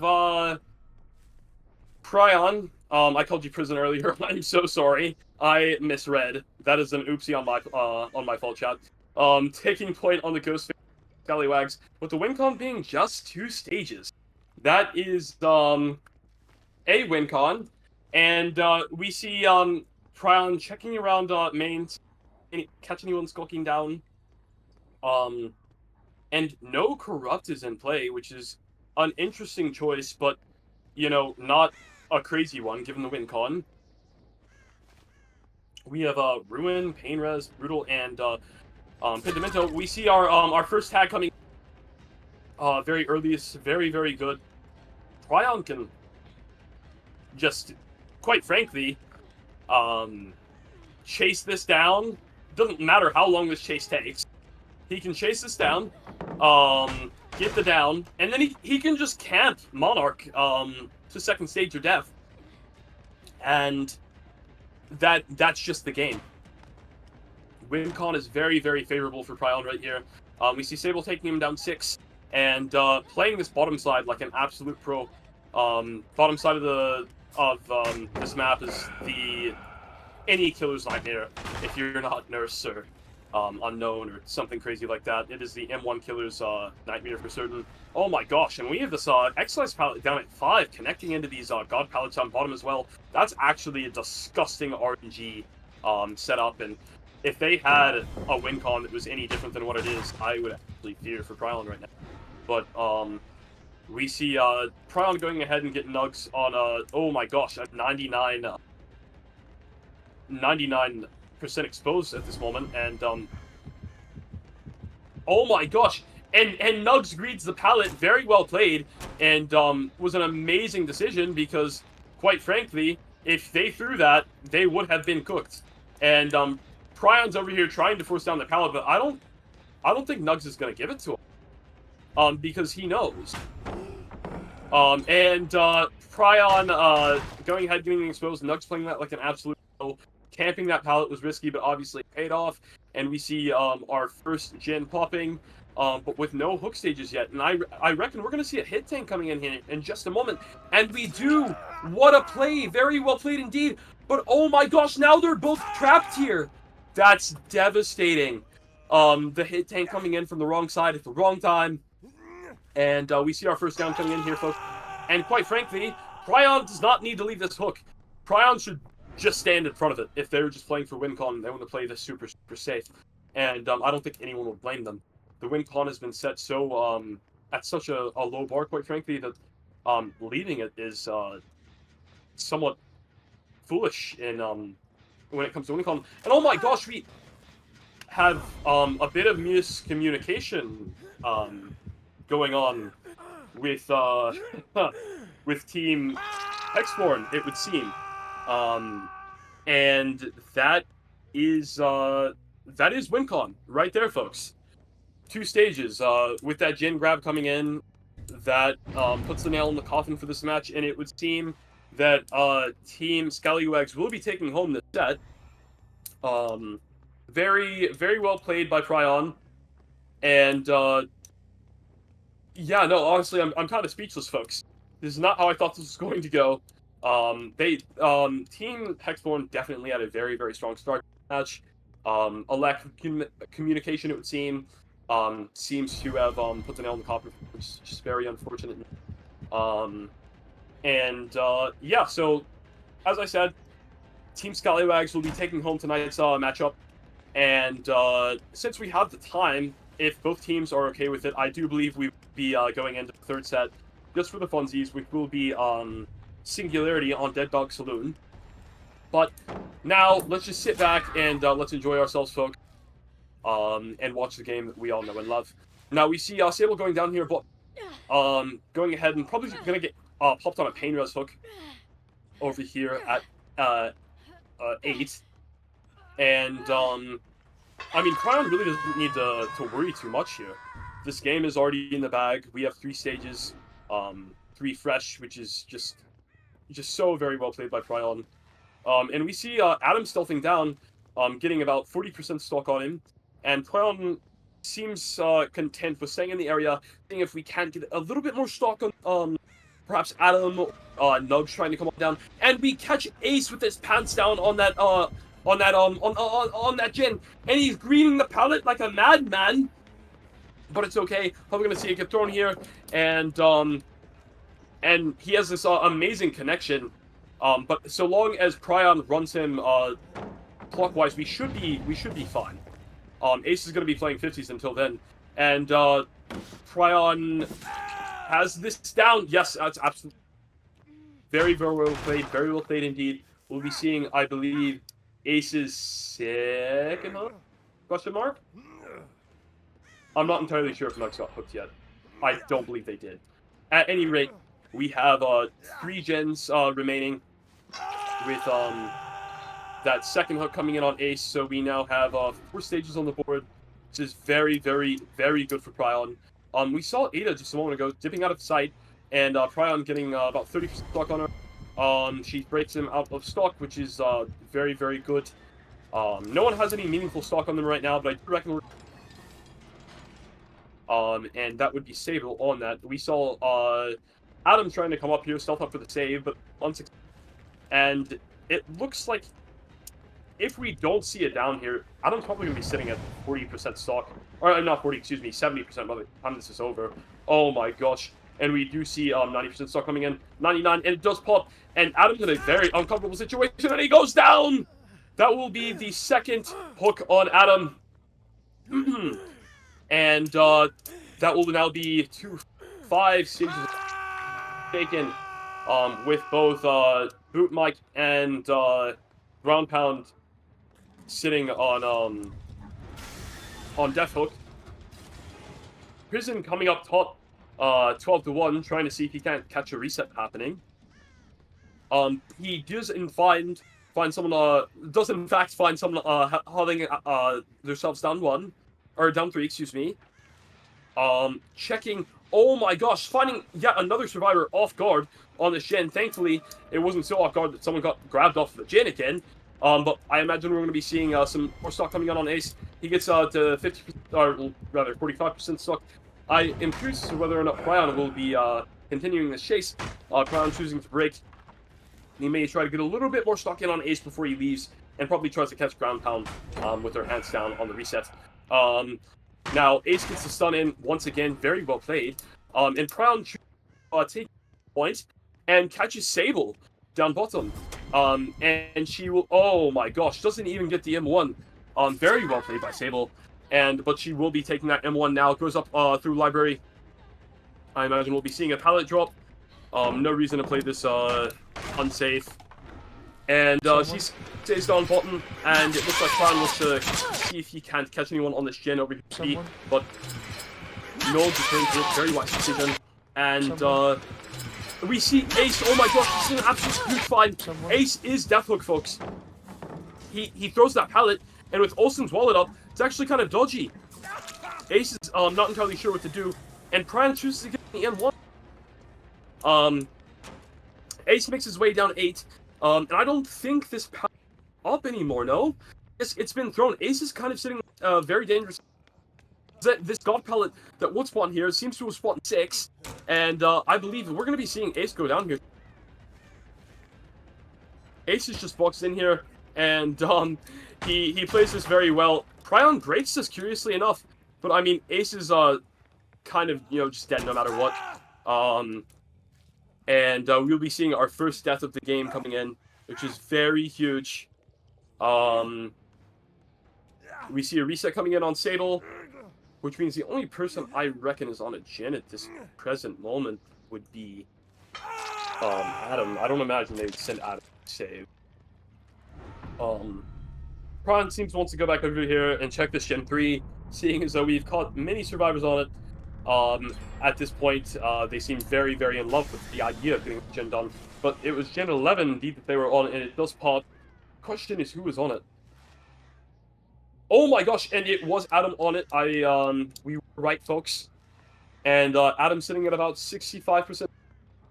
And Prion seems to want to go ahead and commit to getting him all the way and getting it down. We do have him at about 98% stock. Prion seems to want to leave this, which is an interesting decision. But I find all the same, it's understandable because there's left remaining.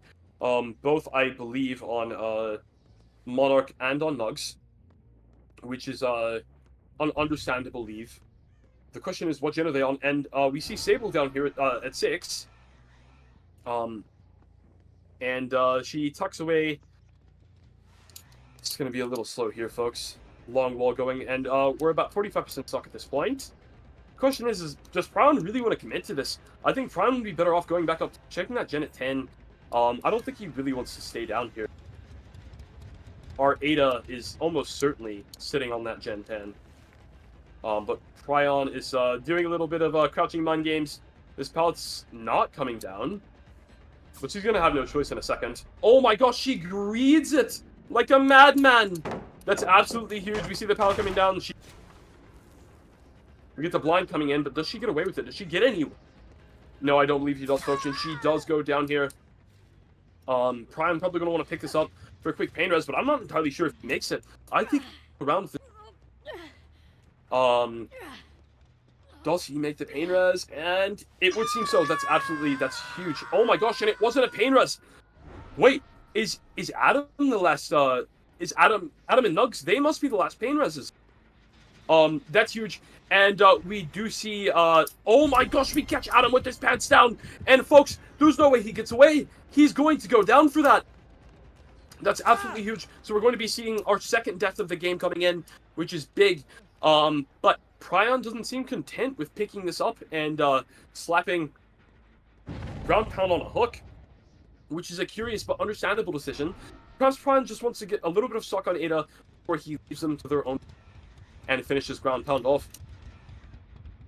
And he does exactly that, gets Ada to about 95, and I imagine we have Monarch on death, and we also have Adam, who is slugged on death.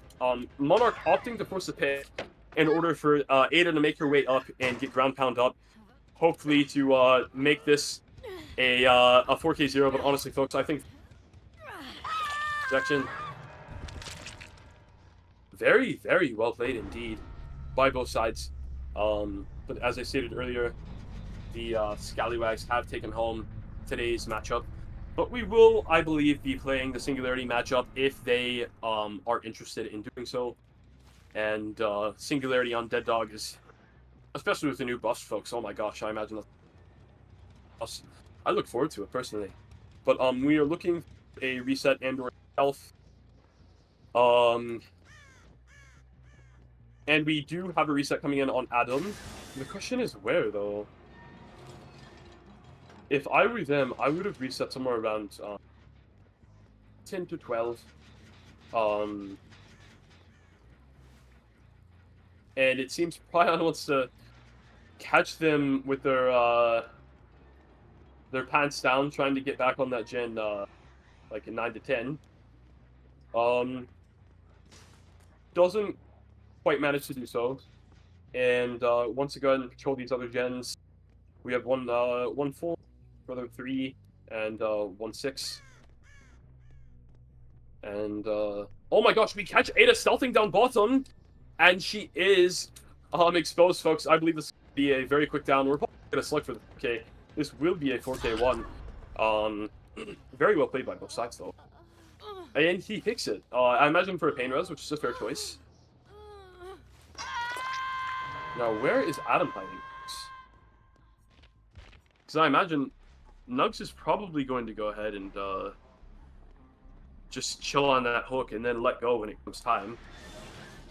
Ground pound, stealthing up at main. Nugs on the next, stealthing indeed. Ground pound, stealthing up at main. Just chilling. Waiting for the death to come through. Can go ahead and secure a hatch. But I believe that is the game, folks. I don't think ground pound's going to make any movements to get Ada off the hook. There's really no reason to.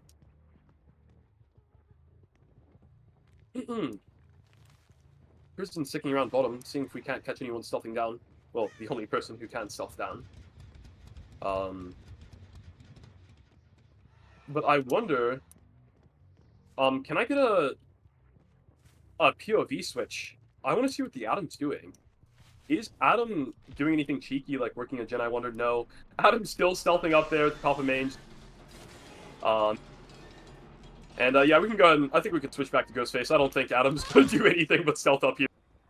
The question is, can Prion manage to before anything happens?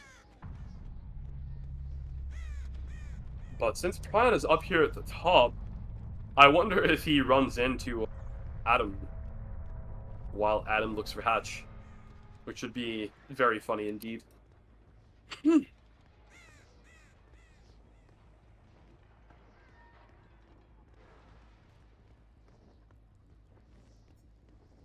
Checking top mid. No Jin quite yet, or not Jin.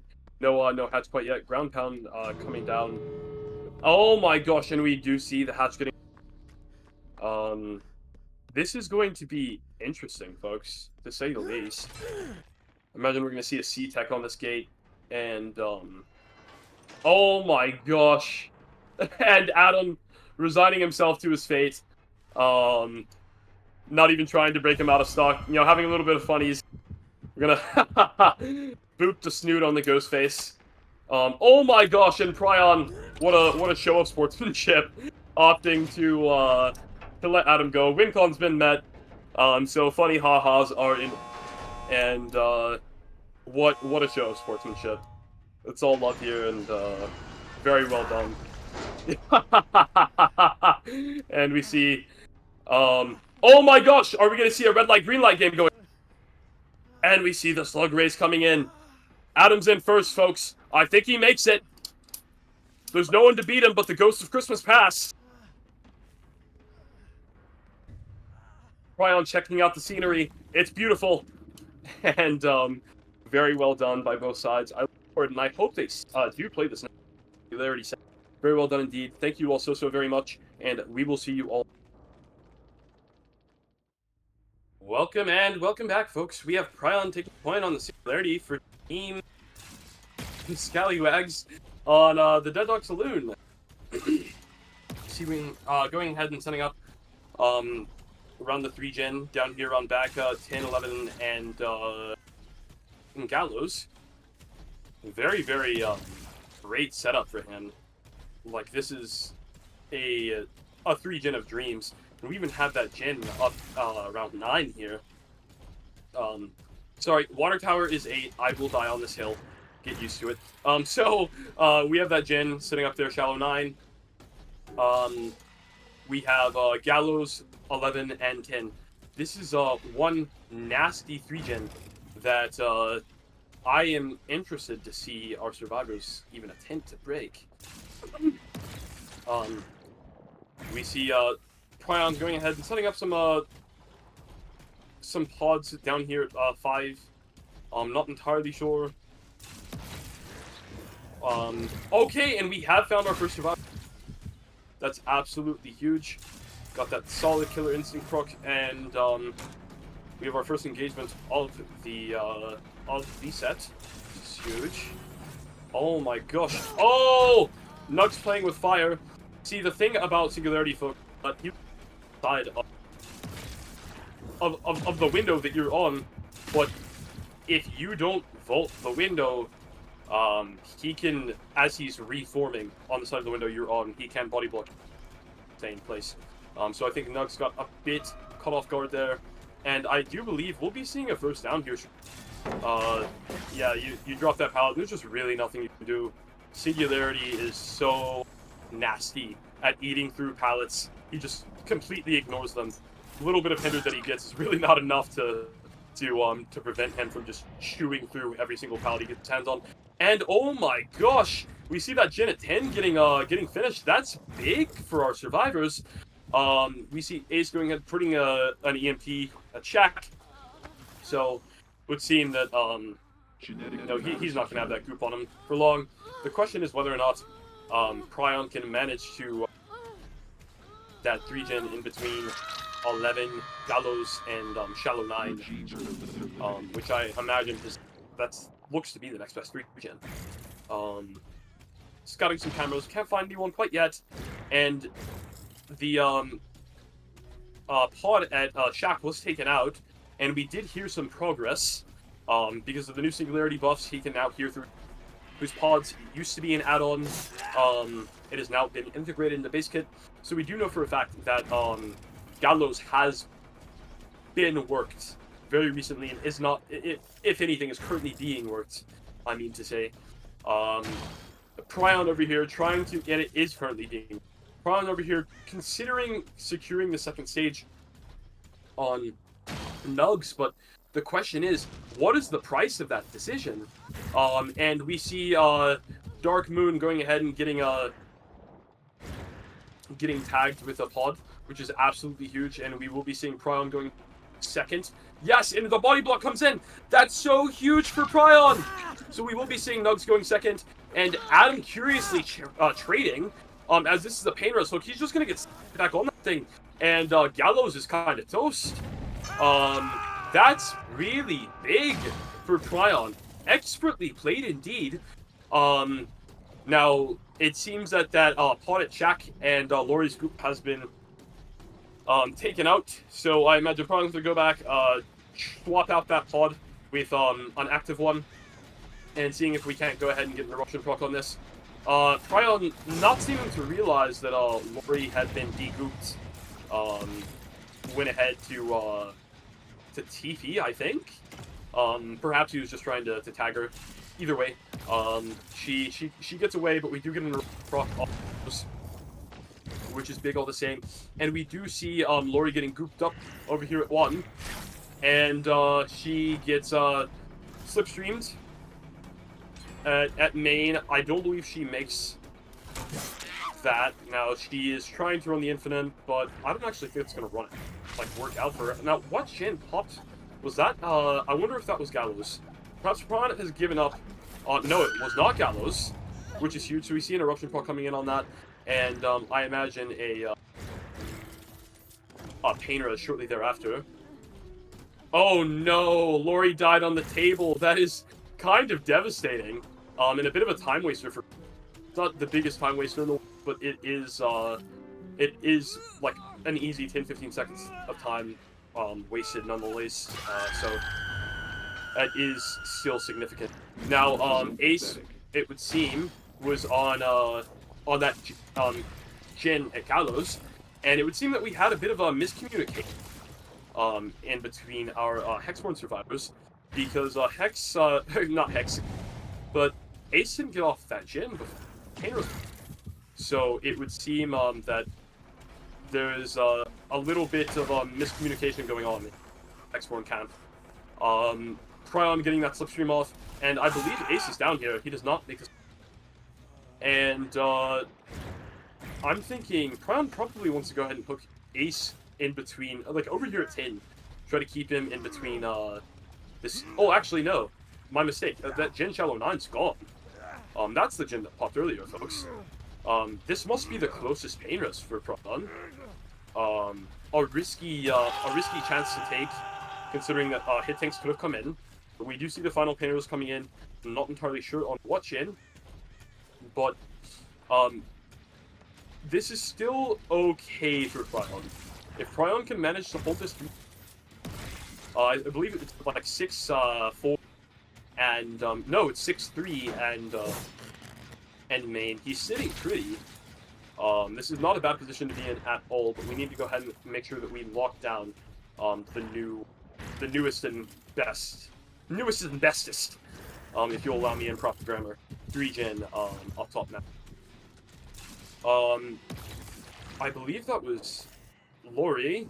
Yes, and she is EMPing herself at just the right time. That was very unfortunate for Prion, but honestly, it's fine. And we see a slipstream coming in. She was the balance player. This pallet's already been disposed of. I imagine we'll see a tag. Yes, we do. And now Dark going down here would be incredibly devastating. Nugs stealthing in the strangest of places. Nugs is going to die here, folks. There's just nothing Nugs can do. That will be a death at 3 gens. And we're sitting really pretty. We have this eruption proc on 6, which is the gen that had the most rests. And this is looking pretty good for Prion. I am projecting, I would say, about a 4K2, 4K1. is what we're looking at. Especially with this 3-gen right here. If these survivors can't manage to break this, they are in a world of hurt. Lori getting slipstream main, and we still have that pot around back, so if she tries to run the infinite, she's just done. She realized the mistake that she made very late. She does go down for that. And, I am not entirely sure what hook state she is on. Let's see. So this is Dark Moon's second hook state. Hooked in a very inconvenient place for them, but honestly not the worst. It's not in the middle of the new 3-gen, but we do know for a fact that someone is back there over 10, who has just let off an EMP, and our survivors have likely at this point decided that 3-gen is not worth tackling, and that they just want to secure the best win con possible. Pryon is over here trying to at least look at him, maybe get attacked, but I'm not entirely sure that this is the best chase for him. I believe, if I'm not mistaken, that it would be Ace and Lori who are the next best chases. I don't think Adam has been hooked more than once yet, but I could be mistaken. Check the score here, folks. I don't believe he's been hooked more than once here, folks. So this will be Adam's second hook, and if our Singularity is not careful, could be letting go of that gen back there at 11, which would be pretty devastating. Because we know at this point our survivors are likely playing for win call, or likely playing to set a better win call, and that is, and yeah, no, I don't hear. Oh my gosh, yeah, that gen back there at 6 or like 5 rather. I'll call it 530, whatever. Is sitting pretty. It's like 75%. And Lori's over there at main, gets slipstreamed. Very great bot placement. And she goes over towards Shaq. I am curious as to what our Singularity wants to do here, so he goes ahead and slipstreams over to Lori. I imagine he's going to go back and try to if he. But I don't think he makes it in time to. Oh my gosh! We get the tag, and we get that eruption proc, which is so. If Ace is on that gen, and he's getting a little greedy here, folks. What a decision! We will be seeing a tag on the Ace, and I think he goes down for this. This was a severe misplay by Mike. This is something indeed. I imagine we're going to see him go down, and then not too long after that, we're going to see Pryon returning back to the slug. And this is looking like a 4K3, an even better result than what I had initially projected. Oh no! And the EMP doesn't come in time. Adam pays for this, and we are looking at a 4K3 scenario. Very well done by Pryon. Very well done by both sides. And I look forward to seeing how Singularity like approaches this very hefty win con. So 4K3 is what they will need, and that will be the last trial of this set and the last trial of this matchup. But don't go after that. At 10 p.m. Eastern Standard Time, or in about 27 minutes, we will have one more scrim for the night in between Team Soul versus Team Dysomnia. And Nugs will actually be passing over tonight's final matchup. And yeah, no, I look forward to seeing you guys here in just a moment for Team Hexborn Singularity play. See if they can't beat this steep 4K3 win con. And thank you so much. I'll see you then. Hey, chat. Welcome and welcome back. We have a Monarch taking point on the Singularity for Team Hexborn on the Dead Dog Saloon with a win con of 4 kills at 3 gens remaining. I'm not going to lie to you, folks. This is one steep win con, and I wish Monarch for Team Hexborn all the best. We are setting up at a very, very nice 3 gen, even better than the last game. in between 12, Gallows, and 11. We do see some scratch marks over at main, but it seems as if Monarch isn't too interested in pursuing that at the moment.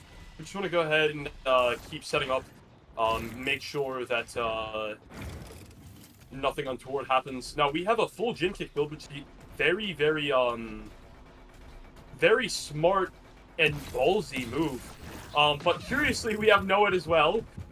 Given that the win con is 4K3, it was an interesting decision, but I respect it. We see our first pod going ahead and getting taken off, but reset very quickly. Excellent demonstration of mechanics by Monarch. I imagine we're going to be seeing our first tag coming in, really.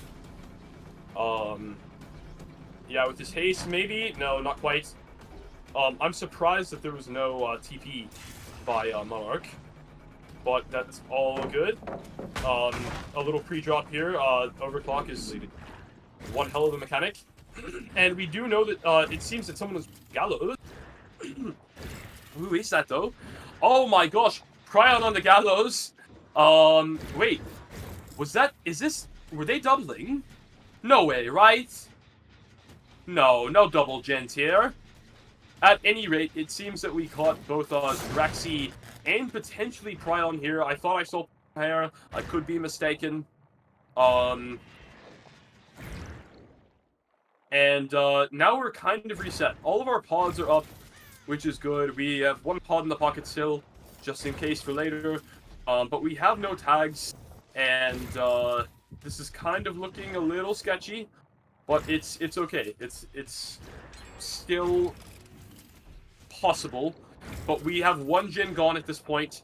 And remember, the win con is 4K3. We do catch David over here at 1, and he's gonna be eating a tag here in just a moment. I'm interested that Monarch didn't choose to slipstream him for. It's an interesting decision, but it's alright. We go ahead and we see the main door getting broken, and we know that someone failed an overcharge at Gallows. It seems to be their quad, and oh no, I'm getting a little cucked on the switching in between biopods, and we see another Jin pop. Chat, this is looking a little grim for Monarch. Not entirely sure he can come back from this. We're at 4, 3 Jins remaining, and no hooks, and there we go.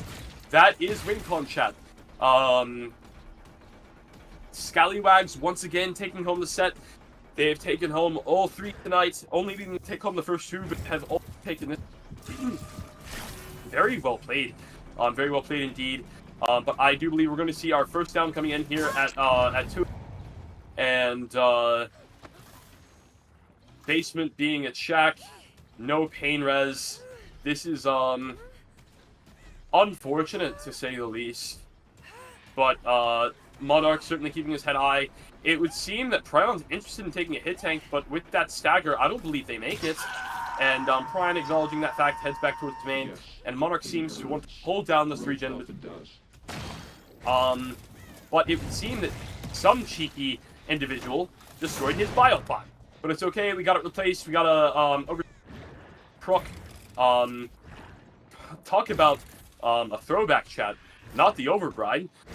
I imagine we're gonna go ahead and kick this Gallows gen, and maybe even get a tag on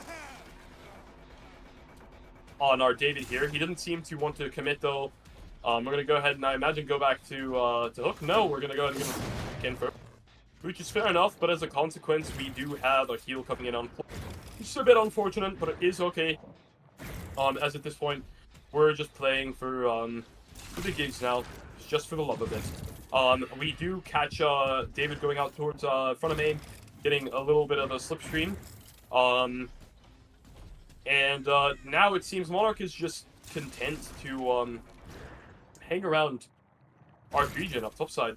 I imagine at this point our survivors are probably going to have someone cycling around printing EMPs while the other 3 press gens. My guess is we're going to cycle around EMPs, the person cycling around EMP, setting people. And with the new Jin kick changes in place. There's just not much Monarch can. I was wrong to suggest that no, it was a interesting pick. I guess it ended up being the right decision. So we have no progress on Gallo. And Monarch suspecting a cheeky locker play, I suppose. No one is over here. It seems that they have decided to just go ahead and accept the 3-gen situation. They're probably they're on main, content with the fact that they're just gonna break this 3-gen lane and they have nothing about. We have I believe that was David. Yes, David. Oh my gosh, we have 2 survivors back here at 11. Interesting choice by our survivors. But I imagine we're gonna see Prion. No, oh my gosh, excellent place indeed. Prion makes that pallet and gets slipstreamed, makes his way back towards to Shaq. I saw David, I believe, lurking around 12, and he got on Gallows, gets slipstreamed, and gets a little TP, gets a tag, and I imagine Monarch's gonna go ahead and turn right back. Checking our pods, making sure no one's on 11. I didn't hear any progress, folks. Someone was over here, and they're looking back toward 10. It was indeed our Sable, who is probably going to eat a tag right here. Very, very good stuff. Very good indeed. Our chicken getting a little stream on Sable, and she does get a TP. And oh my gosh! Oh, not the live! If it weren't for that live, folks, and the hit tank subsequently, we'd have seen a down happening in that 3-gen, which, while not entirely favorable, would not have been at all favorable. And we see 2 survivors, I believe, over here. Shallow 12. David making his way towards main. And, yeah, it seems we're content to just sit here and, allow the survivors to reset as long as they are away from the 3-gen. David trying to, get a little bit of an EMP. Could not manage to do so, and, eats a tag. I imagine, Monarch is looking to catch a reset somewhere. I reckon that reset's happening around 8. So we're gonna see both Prion, and our Sable, who's already healed, go ahead and get healed up. I imagine, wait, were those scratch marks inside main, and did Monarch see them? I think Claudette's at main, folks. Now, if Monarch manages to find this, it's going to be a huge find. But I don't think he's realized it. We're going to go ahead and get a replacement vial pod for Shallow 5. And we're going to go ahead and go back and check these gens, being 11, 12, and Gallows. But none of them seem to have any meaningful progress. Main is the only one hitting in great, folks. With a gen kick build, with the new gen kick changes, Monarch is in for a world of hurt. I mean, WinCon has already, our survivor met WinCon, but if Monarch is wanting to get any downs before Noed procs, he's going to need to commit to something soon. Because I don't believe Noed's going to be the saving grace if we keep hitting. Monarch still checking this this 3-gen intently, trying to get a slipstream onto Quad, and he does manage to get so. By the way, love the name Dana. It is not a comp match without a heart name. We all know this. It's, it's a fact of life. Checking this gen over here, 11, and I do believe we saw someone. The question is who. It seems Monarch suspects a on edge map stealth. And we do have scratch marks going down 10, and they do get slipstream. It was the Sable, and Monarch unfortunately failing to get the TP on Sable. Unfortunate. That seems to be a bit of a biopod trick spot, eh? And we get the TP on Claude, who has failed to get their biopod off. Curiously enough, and Monarch catching them with the TP on the back of main. This could be our first down in ages, folks. And an awesome eruption proc. Very, very well done. And we see someone in front of main. Perhaps a failed hit tank. Unfortunate, but that is alright. And we're going to see our Claude getting hooked back here in the 3-gen between 11, 12, and Gallows. And it seems that 11 is the one with the most progress for no, we're at 12 here. David will be eating a tag. He has gone ahead. Oh, I guess he's not going to be eating a tag. Very well played. Very well played. The save comes in, and we're going to go ahead and kick the gen again, because that is overgrind for you. And check our gen 11. Do we have any progress? A little bit. So we're going to go ahead and kick that gen. And it's the Sable who's... No, it's Prion. And Prion does get slipstreamed. Excellent form. I think we will be seeing a tag here in a moment. But no, it looks as if Monarch was more interested in checking around the Biopods, which is fair enough. No more meaningful progress, it seems, has been made on these gens within the 3 gen, though I suppose this gen at 12 is at 50%. Or no, it's more close to 75%, but we giving it another overbind kick. Slipstreaming our Claudette once again, and oh my gosh, so we got another slipstream Sable. It's absolutely Sable seeming to be caught the fact that our Singularity was dormant up on 12, and this could be pretty big for our Singularity. Sable's going to main, which is a curious choice, seeing as though we have Sable who is, Claude up here, who is also injured. And this is this could be kind of detrimental. But I mean, that's only going to be 10%. Oh my gosh, it seems someone missed an overcharge. Check with me if that wasn't a just a colorblind proc. But both gens being so very close, I imagine if our survivors play this right, this is, I mean, this is a straight up 3 out. But the question is, can they get the full? That's what I'm interested in finding out. Though they really don't need to, I imagine they'll take through once they see the Noah proc coming in. And here we are at the classic 3 gen, starting out as we began. Oh, and that does pop. I imagine. Well, it seems Monarch wanted to check that Biopod out back instead of committing to Prions. Fair enough. I believe the best bet for Prion, instead of checking all of these pods, would maybe be to check these gates, and if he didn't see anyone setting up a pod at set gates, because right now he's looking at potentially corrupted, which would be incredibly tragic. We find our... Oh my gosh, it's David. This skin always confuses me, folks. I see this, and I go, oh, is that Vito? No, it's David. Oh my gosh, a head-on play comes in. That is absolutely devastating. But is it enough? No, I don't believe it is enough to get them that, that 4 out. I believe, Dana's gonna be going down for this. But it's fine. It's all good. They, try to go, make their way down the basement to force pick. They didn't quite make it. Sable gets slipstreamed here. Hides behind, oh my gosh, and no, it's gone. But this is a basement hook, folks. I imagine our survivors here are probably just going to take the tree. And that is likely what she wrote for this matchup. I don't think they're going to try to get the rescue. I mean, though there is no risk in doing so. WinCon has already been met. But there is really no reason to give more stages, regardless of whether or not win. So I don't imagine that they will. But it seems that Sable has been caught off guard, along with David. Caught with their pants down at the wrong gate. Dana's dead here. Oh my gosh. This is, I didn't realize Dana died. That's my bad, gamers.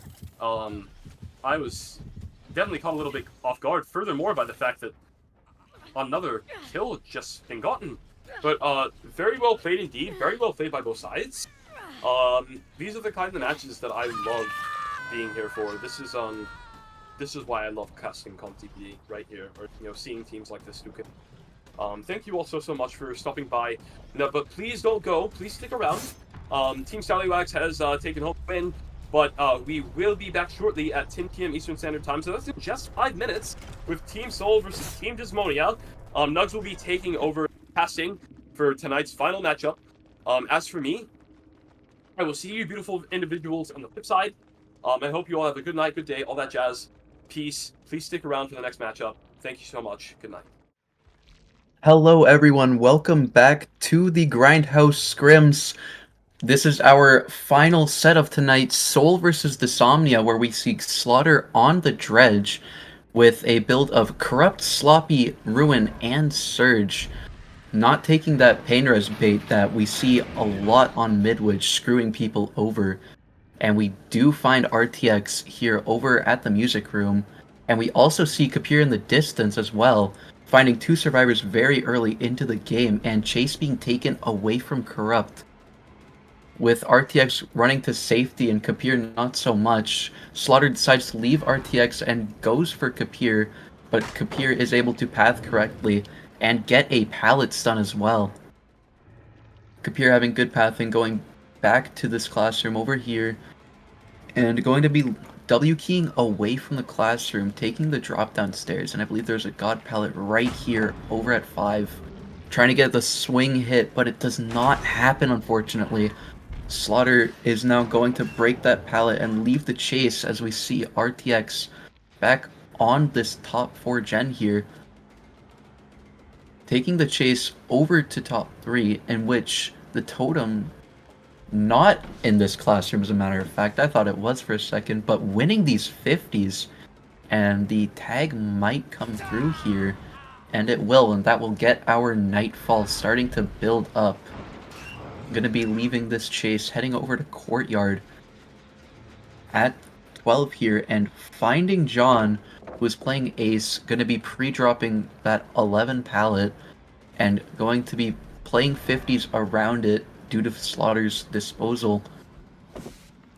And with his Remnant charged, trying to force the mind games this 50-50, but John just not falling for it, just standing there menacingly. And one of the hits of all time happening.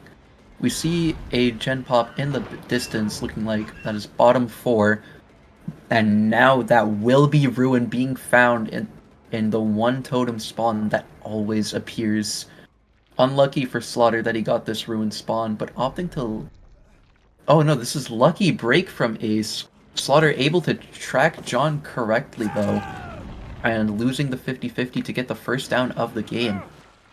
We see Surge do its thing on the bottom 12 generator now, and this will be our first hook of the match.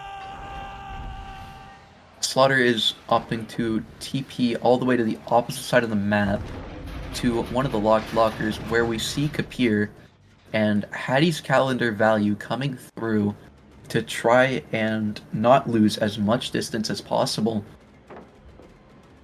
Pre-drop does come through over in this 9 classroom, and Kapir does win those 50s, and Slaughter will now leave the chase to go for the tunnel. Nightfall is here, and with Broken Doll, an extra 20 seconds of Nightfall. So instead of a minute, we now have a minute and 20 seconds of Nightfall. Using the Remnant to check with Killer Instinct if anyone is around. And we do find Killer Instinct at top 12 over here. And that is RTX, who is broken. So the health state, first health state already given. Pallet does happen. TP back to the Remnant, and that will be a down. With a hook right in front of us, this should be instant because of no pain res, no hooks to worry about. And now just using Nightfall, getting Killer Instinct on the Survivor, working the music room gen, a very unsafe generator. And that looks like this is Kapir, just running to this unsafe pallet over at 5. And now teleporting back, Kapir losing that 50. We find Adam as well being played by Tunid, and that will be another tag. Nice and quick. I'm going to be leaving that chase though, or a failed attempt to cut him off. We see Tunid trying to get back on that gen, but just can't, as Slaughter has simply returned. Tunid going to be taking this over to bottom 7. Getting out of the locker, will he make the vault? He will! vaulting back on over. Ruin's still active, even though the totem has been spotted. Survivor's probably expecting something like pop or something dirty after that Ruin cleanse, but that is not the case. And we do see Tunid going down on this God Pallet here. Pickup will happen, and I believe we hear a missed skill check in the distance, or that was the unhook on Kapir. But either way, nice hook does happen. Right in the middle of the map, Nightfall at 50% now, as we do find John working this gen over here. Slaughter gonna break this wall and maybe leave this chase considering the Sizzle God window. And Obstinate, as a matter of fact, stay on this chase here, using the Remnant, and gonna be playing the 50s from this side of the pallet instead. Slaughter just not letting go, but now he does, and that will be the tag onto John. Gonna be continuing after John here.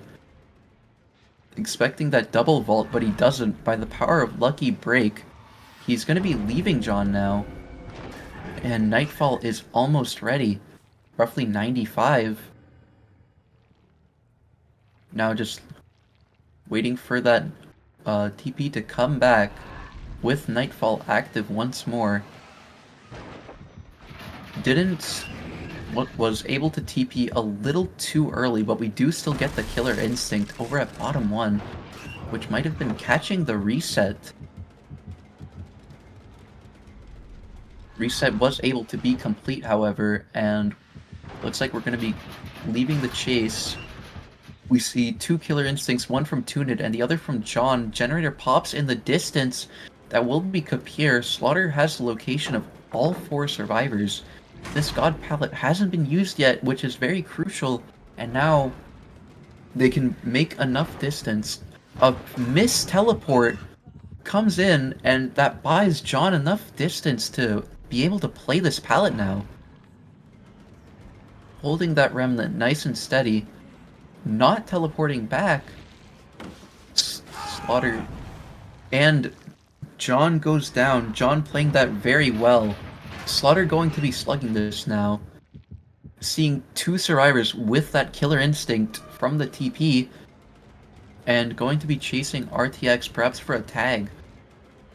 We also see Kapir in the distance as well. Once more, Slaughter knows where all 4 survivors are. Going to be once again playing around the Remnant. And now making this an M1 50-50. And does win that 50-50. John still slugged, will be able to be picked up at any moment now.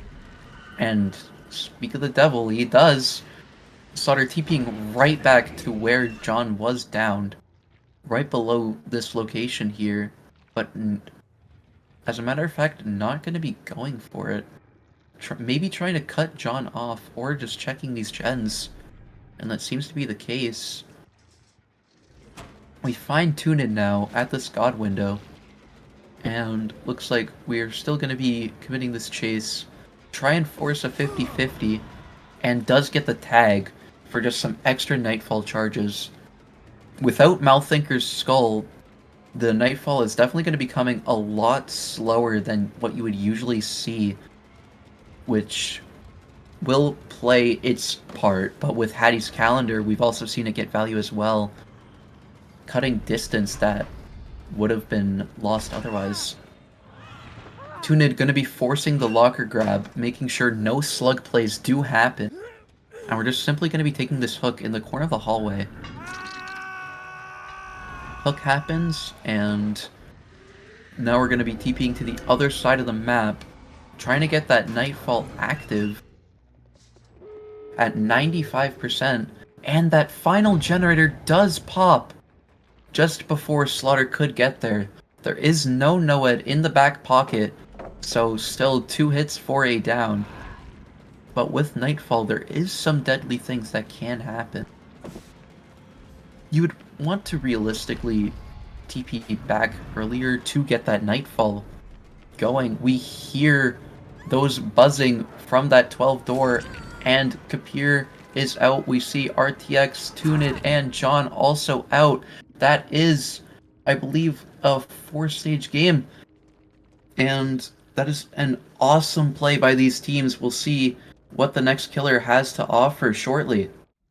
Hello, everyone. Welcome back to Set 1, Match 2 of Soul versus Dysomnia. We have Dysomnia's Dredge here, who is facing a pretty simple win con of 5 stages, with the previous game being 4 stages, 3 fresh hooks.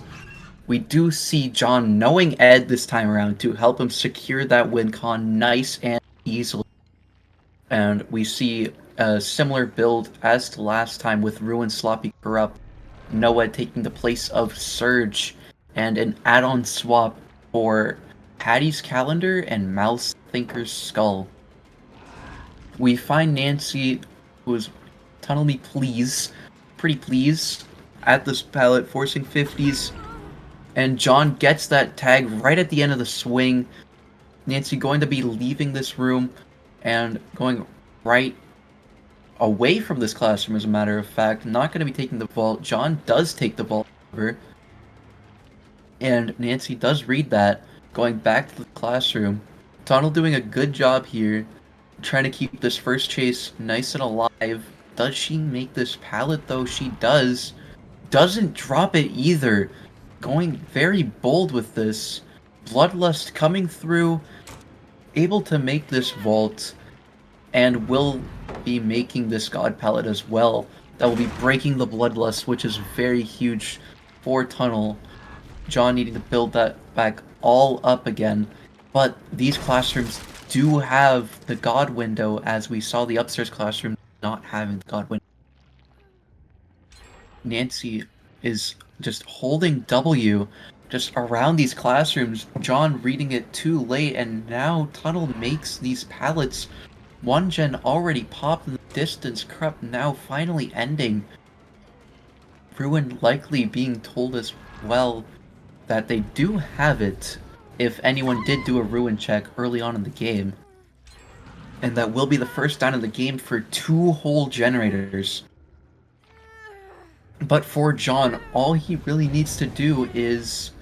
There goes the Ruin, but with John just simply needs to camp this to second, and then once second happens, he can find another survivor that is fresh, camp them to death, and that'll secure 5 whole. And that looks like exactly what we're doing right now here. Just simply camping around, trying to bait a teleport, getting Tunnel to come, holding TP, but John just won't TP to secure the second stage.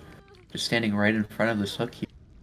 Nice and patient, making sure no one is going in any last minute trades. And luckily for John, all of these gens are within TP distance, to the point where if the unhook does happen right when he leaves, he can come back in time. Entity spikes are slowly forming, survivors likely just simply working gens as expected. Entity claws fully formed, we see no one going for a last minute trade, and with second stage secured, we leave the area, and as a matter of fact do go for another survivor. We are now on Hero, taking it towards these 3 side classrooms, playing this pallet here inside the classroom, and just gonna be leaving the classroom, trying to get John to mind game himself. Bloodlust does happen. This tag will happen through the pallet because of that bloodlust.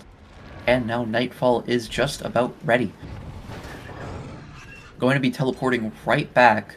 A 4th generator pops. And that will be the tag onto Brandon, taking that protection hit for Tunnel. But it looks like Hero was walking just into the killer, noticing a little bit too late, not able to take a down for Tunnel. But realistically, Tunnel is the person that wants to be chased here for the chances of a 3-stage game.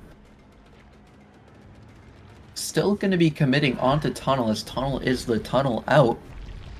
John doing exactly what this Nancy's name wants him to do. And that will be the pallet break onto Bathroom, now Zone. And that will be the down onto Nancy.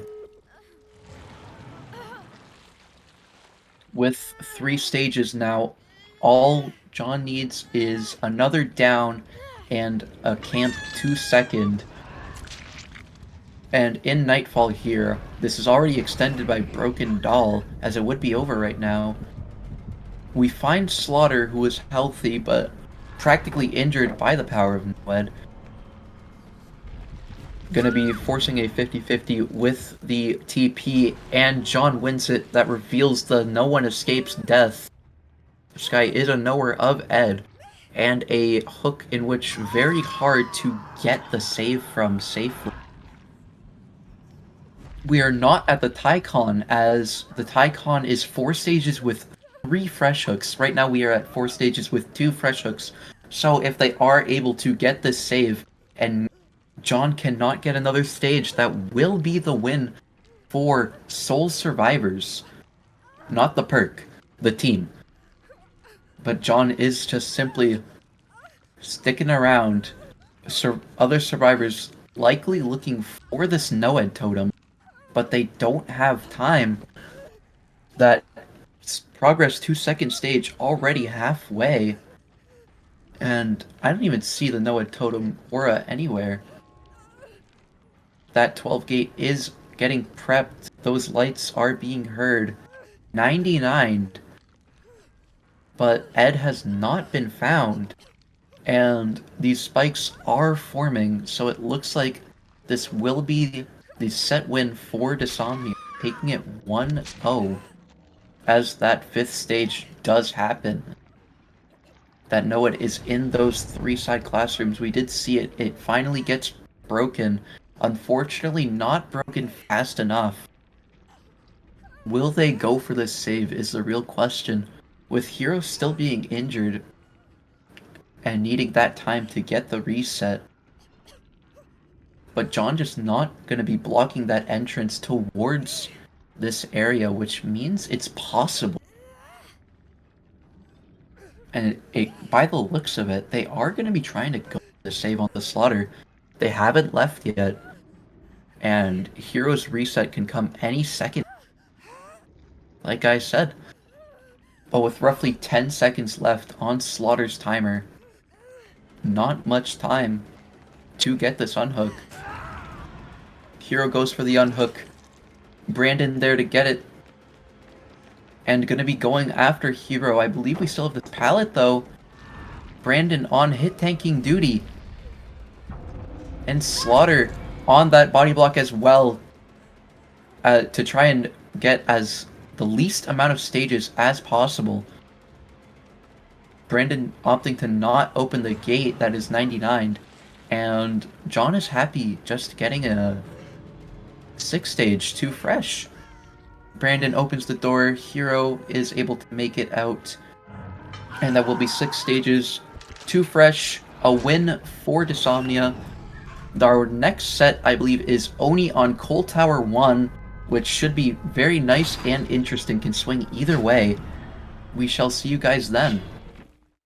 Welcome back, everyone, to our Grindhouse Scrims Soul vs. Dysomnia. Dysomnia back on the Oni on Coal Tower 1. Here, John is back on this Oni. And same survivors here. Brandon on Jake, Hero on Ace, Slaughter on Claudette, Tunnel on Nancy. John just looking in the corrupt area, trying to find any stealthing survivors, as what you usually do with the Hero deciding not to stealth, as a matter of fact, and running right to main. We find someone running into the gens, however. That's Brandon. Yep, running right to 7, who does not have a filler here, and will be taking an early hit because of that. Unlucky RNG having no fillers 7 or 6, but does have Shaq to work with. John likely simply committing this chase to get that power, and eventually leave this chase. Unless Brandon does make a mistake. John gonna be doing those mind games, revealing Bamboozle to the crowd, getting just some more orbs, and will be having power. Chase now being brought over to 5, still in the uncorrupted area, which is good for John, which means there's barely any gens that are workable. Bloodlust is happening here. Bloodlust 2 will kick in soon, and Brandon needing to play these 50-50s. The 9 generator does pop. Corrupt is now over. And will we see a pallet save? We will not. John gonna be taking Brandon either to basement or this hill hook. Seems to be going to this hill hook. Likely a pain res. We will see right when this hook happens, and it is a pain resonance hook. Power ready in hand. Checking for, we have a nice 3-gen bomb that he can hold because of these dead zones that are by Brandon now. We are just simply on this hill looking for any survivors. Going to be secure Brandon. Either to second or to death. I wouldn't be surprised if either of those options happen, because this is very good hook for John to right in the middle of 3 generators and power threatening the survivors, making sure they cannot work these gens eventually when he does pop it. John's still just chilling, looking for any survivors topside that might be rotating for a sneaky pull. It looks like that is just not the case. Spikes are formed, second stage now here, and it looks like we are going to be leaving right after second stage, checking these remaining generators. We hear a lot of progress on the 3-gen here, and Slaughter is just a madman generator. As that unhook does happen though, John is popping the power for this tunnel on Brandon. Hero trying to reveal himself more. Brandon revealing that sprint burst. The double vault though, and that will be the down onto Brandon. Power now roughly at half. And Slaughter going to be dropping those blood orbs. John gonna be taking this hill hook again, as with a recent change, hooks now respawn after someone is dead. So it's not that bad anymore to use a Scourge hook to kill a survivor. We have this 3v1 going on at 3 gens. Slaughter is healed. And going to be kicking this gen at 4 for that eruption. Power ready in hand. And heading over to 7, checking the progress. Quite similar to 4's progress, having practically nothing, but still going to be kicking it for that eruption value.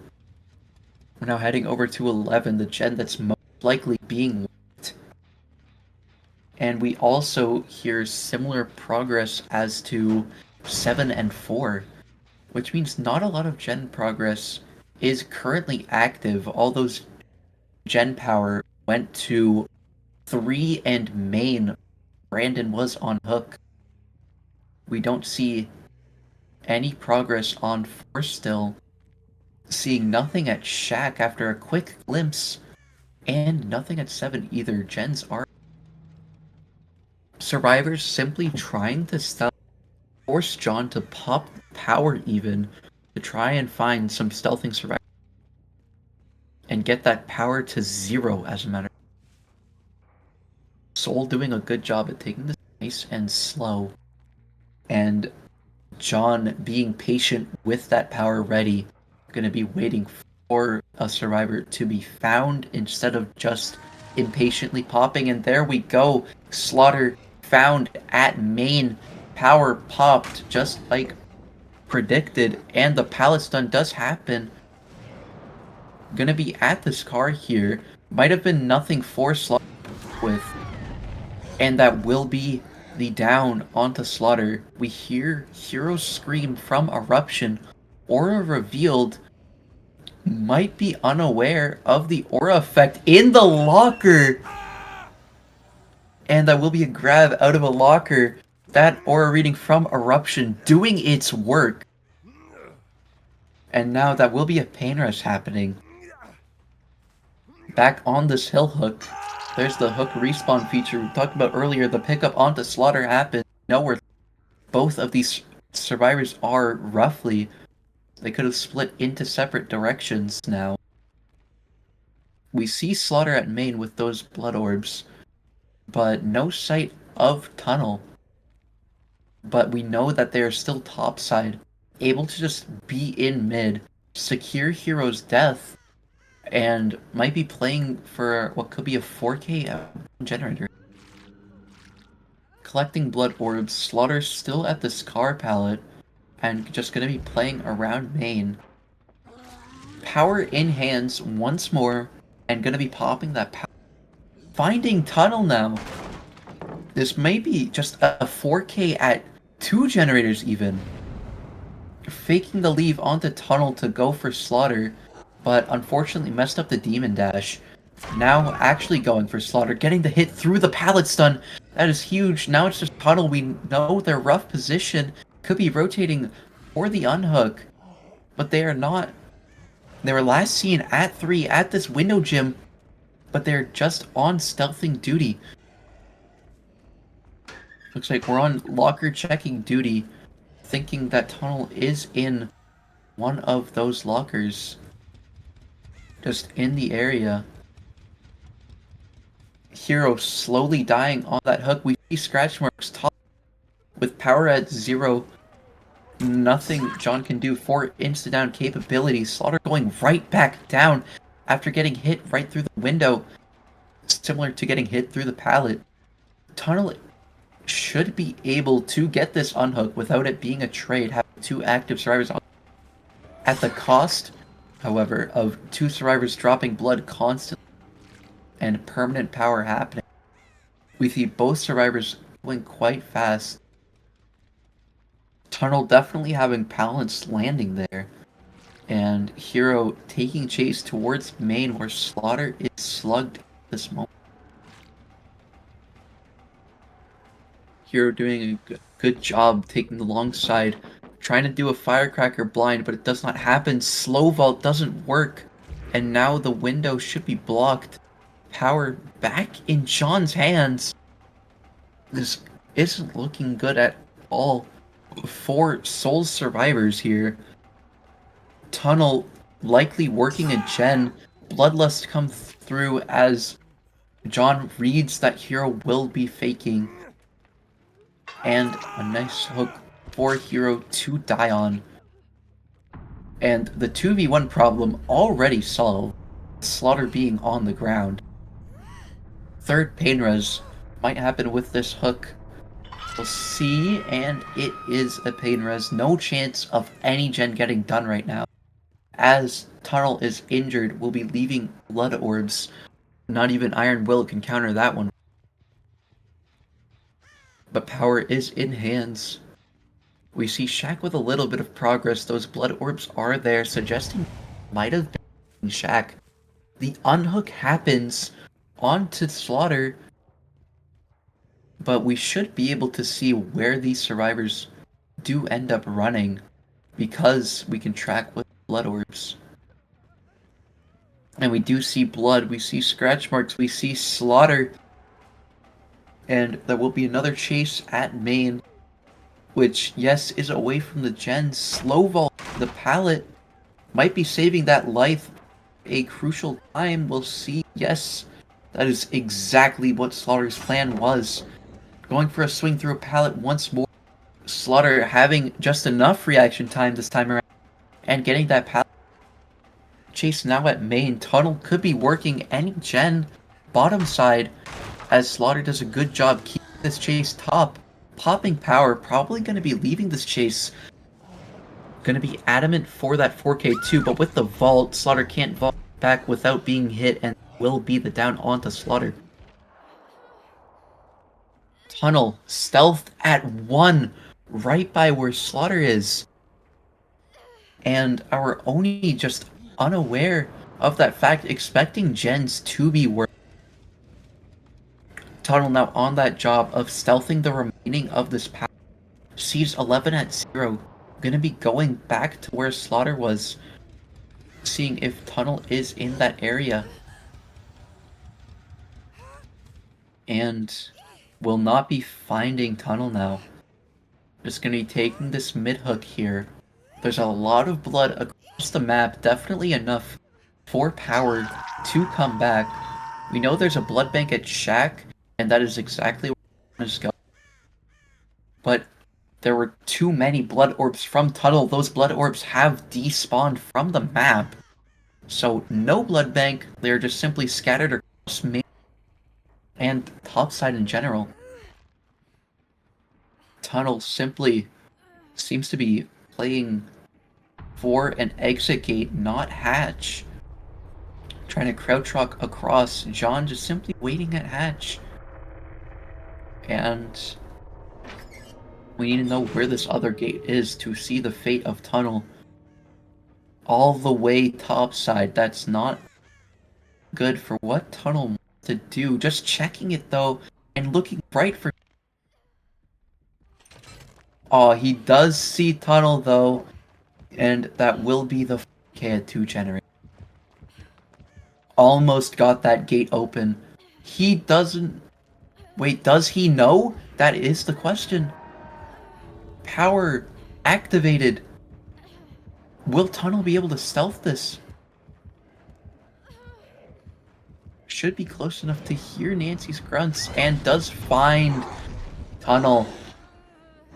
A very hard fought one by Tunnel to try and make this a 3k2 with 9 stages, 3 fresh, but very well fought by these survivors. A 4k2, and now Soul's Killer gonna have a tough of a 4k at 3 generators. A 4k2 will be a tie. And yeah, that's pretty much all I have to say here. We shall see what Soul and Dysomnia cook up with the roles reversed for this next Oni game here. We'll see you then. Welcome back, everyone, to the second set of, or the second match of the second set of our third matchup of Grindhouse Scrims this week. We have, I believe, Soul on the Killer, who needs a K3 to head over to the Singularity tiebreak, Dead Dog Saloon. But if this other team here, Dysomnia, pops 4 generators, they will be taking that 2-0 victory this scrim. We have Hero looking for some stealthing survivors around the top side, heading back over to bottom to see if anyone was rushing on over 2 generators. We see 3 survivors top side, and it looks like we're going to be committing the chase onto Kapir this time around. Wall pre-broken, but with Bamboozle, there was no need to realistically. With that now revealed as 2 perks revealed to our survivors. And now Kapir taking this chase over to the side of the map where gens currently are.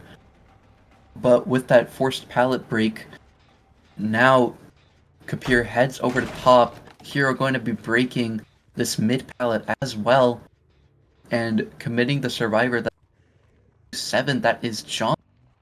But with balanced landing, Hero says, I'm gonna leave and pressure this mid gen some more, in which we see RLX working.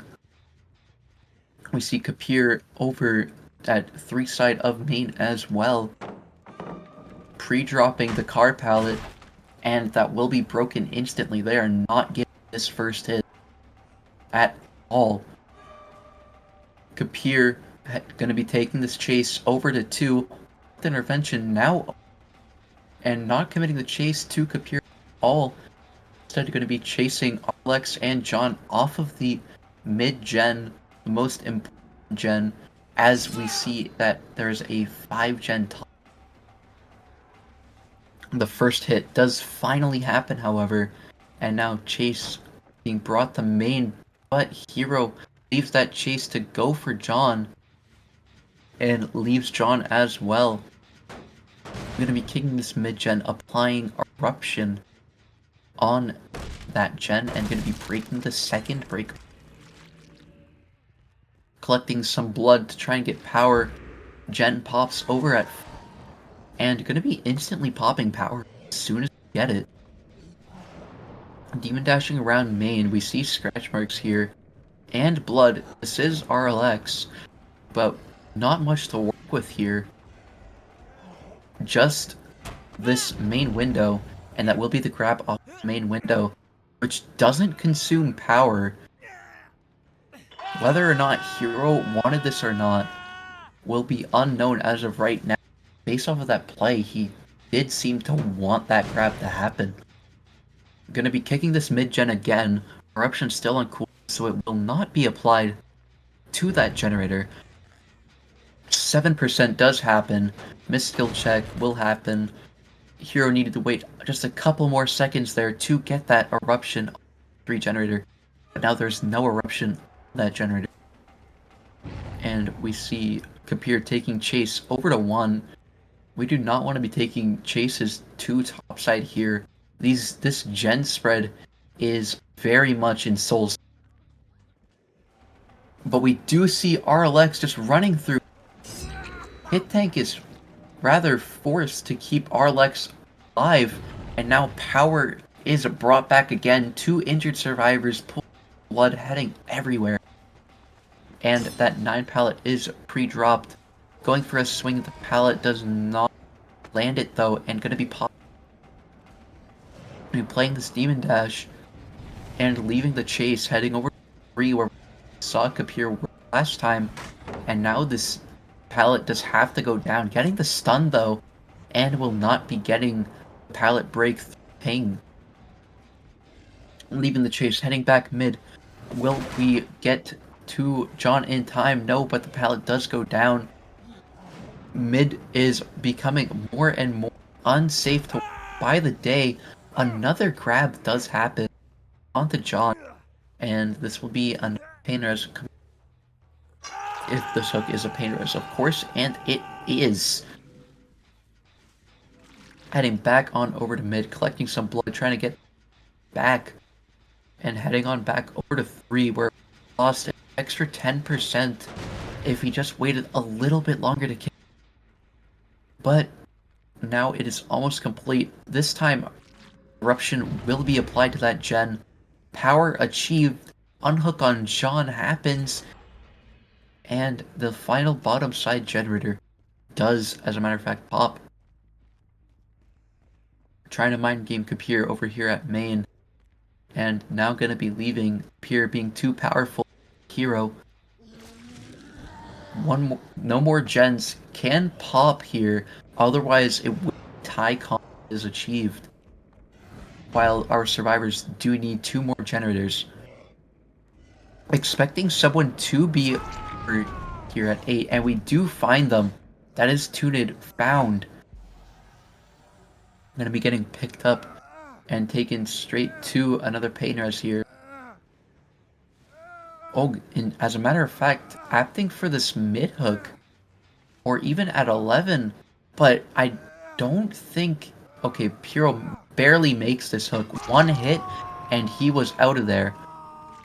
We hear that 3 gen sound in the distance, meaning that that pain res did hit the 3 generator in the distance over there. Scratch marks back towards 3, still being worked, and that is the 3 gen mechanic coming onto the mid generator as well. Eruption back to being applied on both of these mid generators here, and gonna be heading towards the hook, faking it to try and get to chase Kapir topside. Not gonna be bamboozling the window, instead zoning Kapir to 1, which they do seem to have a filler to play with. So that side of the map is very. Kapir knows what he's doing with that part of the map. enough blood is seen over 8 side to get power and will be instantly popping and looking in every direction. We see Kapir pre-leave that generator towards the bottom side of the map, and as a matter of fact did not go towards the bottom side of the map. Hero has lost, thinking he's in this locker. He is not in that locker.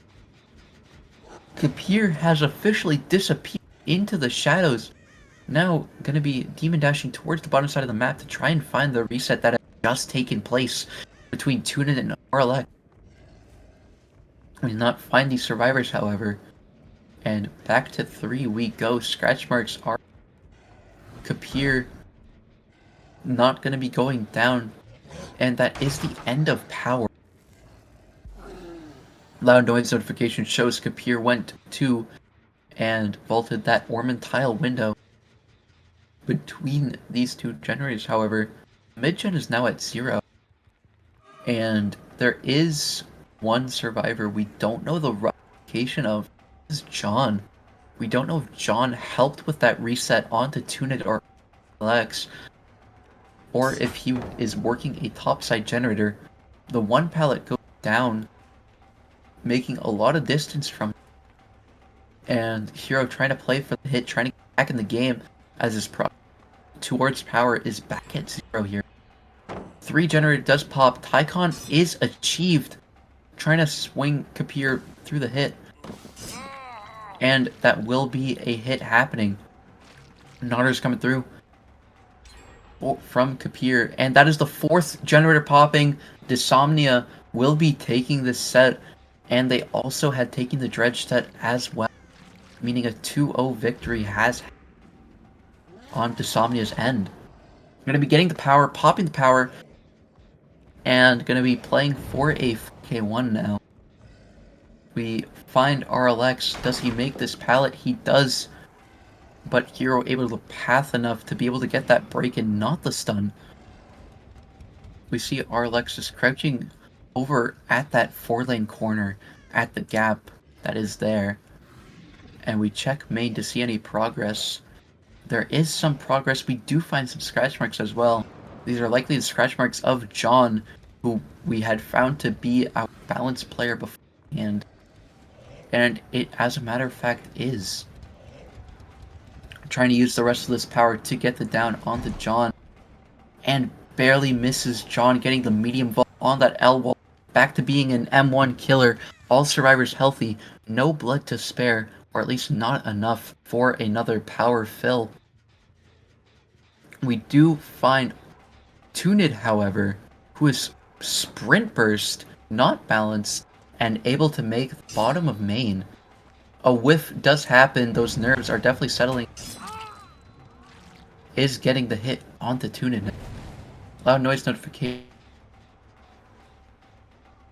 happens at main by another survivor. And now heading towards 1, where we find RLX and Kapir. 2 survivors, 1 tile, bamboozle, no pallet, and the 1 pallet is downed but not broken. We seem to fake the break on that pallet. Firecracker comes in, but will not be getting the blind. And now collecting Tunits, trying to get that power back, and trying to come back from the situation put in. 3 hooks, 3 freshes, a down hasn't happened time. And 3-gen mechanic coming through on the mid-gen. Power is achieved. We're heading back towards 1, trying to see if Kapir was still working this. A high progress amount. Going to be kicking this gen, and we see another survivor in the dip. Not just Kapir. Gen was being doubled.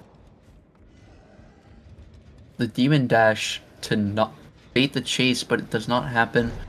And we are now on John, our balanced player. I'm going to be taking the main window. Playing this beautifully. And now dashing up to main. John has his balance prepped and ready to go. Taking it over to 3 side. Might go down here. He does. And that is the Eruption proc on 1 and mid. Mid running out of those regression events. I believe we have roughly 2 left until it can no longer be damaged at all. And this is John's second stage now.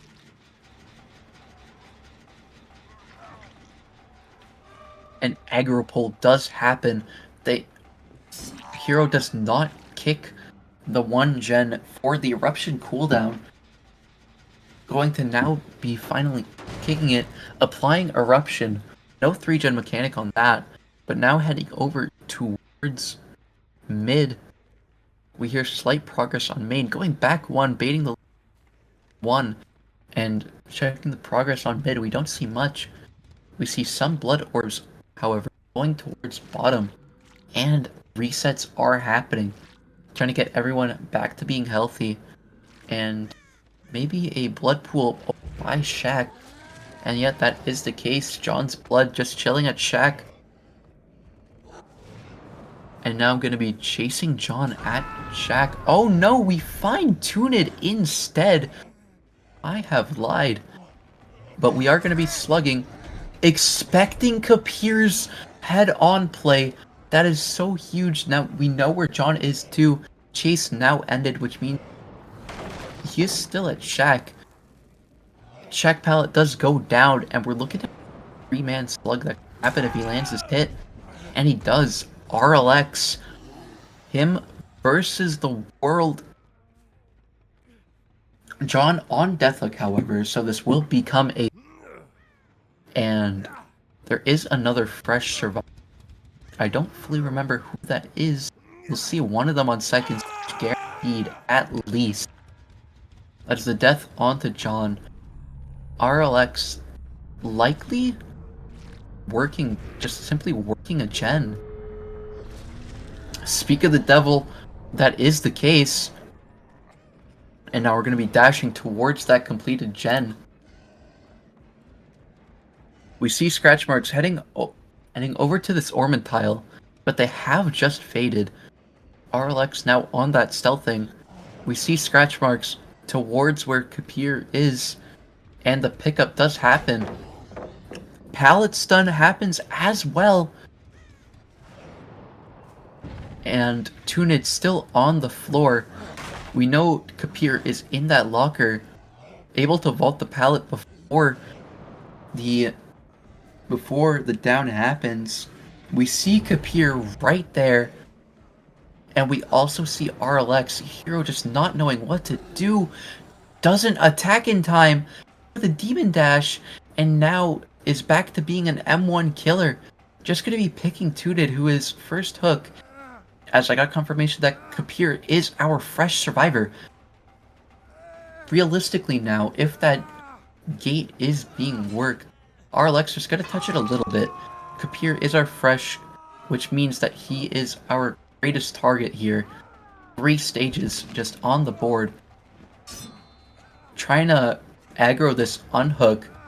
Kapir forcing the locker, but with head on as well. So much just going on just in one tile. 3 survivors, 1 in hook, 1 chilling at... Gonna be trying to bait Kapir's head on. Hero very aware that Kapir's in. And the hit does happen. Not in time for Kapir to get the head on, however. The unhook happens as well onto Tunid. A lot of stuff happening. Kapir still chilling around this area. Not going to be vaulting. And Tunid has escaped the area successfully. Power now in Hero's hands to make a difference between 10 stages or a 4K 0. We know Tunid has ran towards the bottom side of the map, which is where the other gate is. Hero might go check on that in power. RLX now on the second stage. We find Kapir, who again is fresh, and an insane hit does happen. Hitting from Mars, it looks like we might have just a bit of ping there. But that looks like it will be an 11-stage game. and Dysomnia taking this 2-0 victory. We are not going to be playing the tiebreaker this time around because simply it is too late at night. We need our guys to get sleep here. But I was Nugs, your caster, for this set of Soul vs. Dysomnia, and it was a pleasure casting for you guys. Some interesting sets, especially this Oni set, very entertaining. I hope you guys enjoyed, and we'll be seeing you tomorrow for the next Grindhouse Massacre matchup. We'll see you then.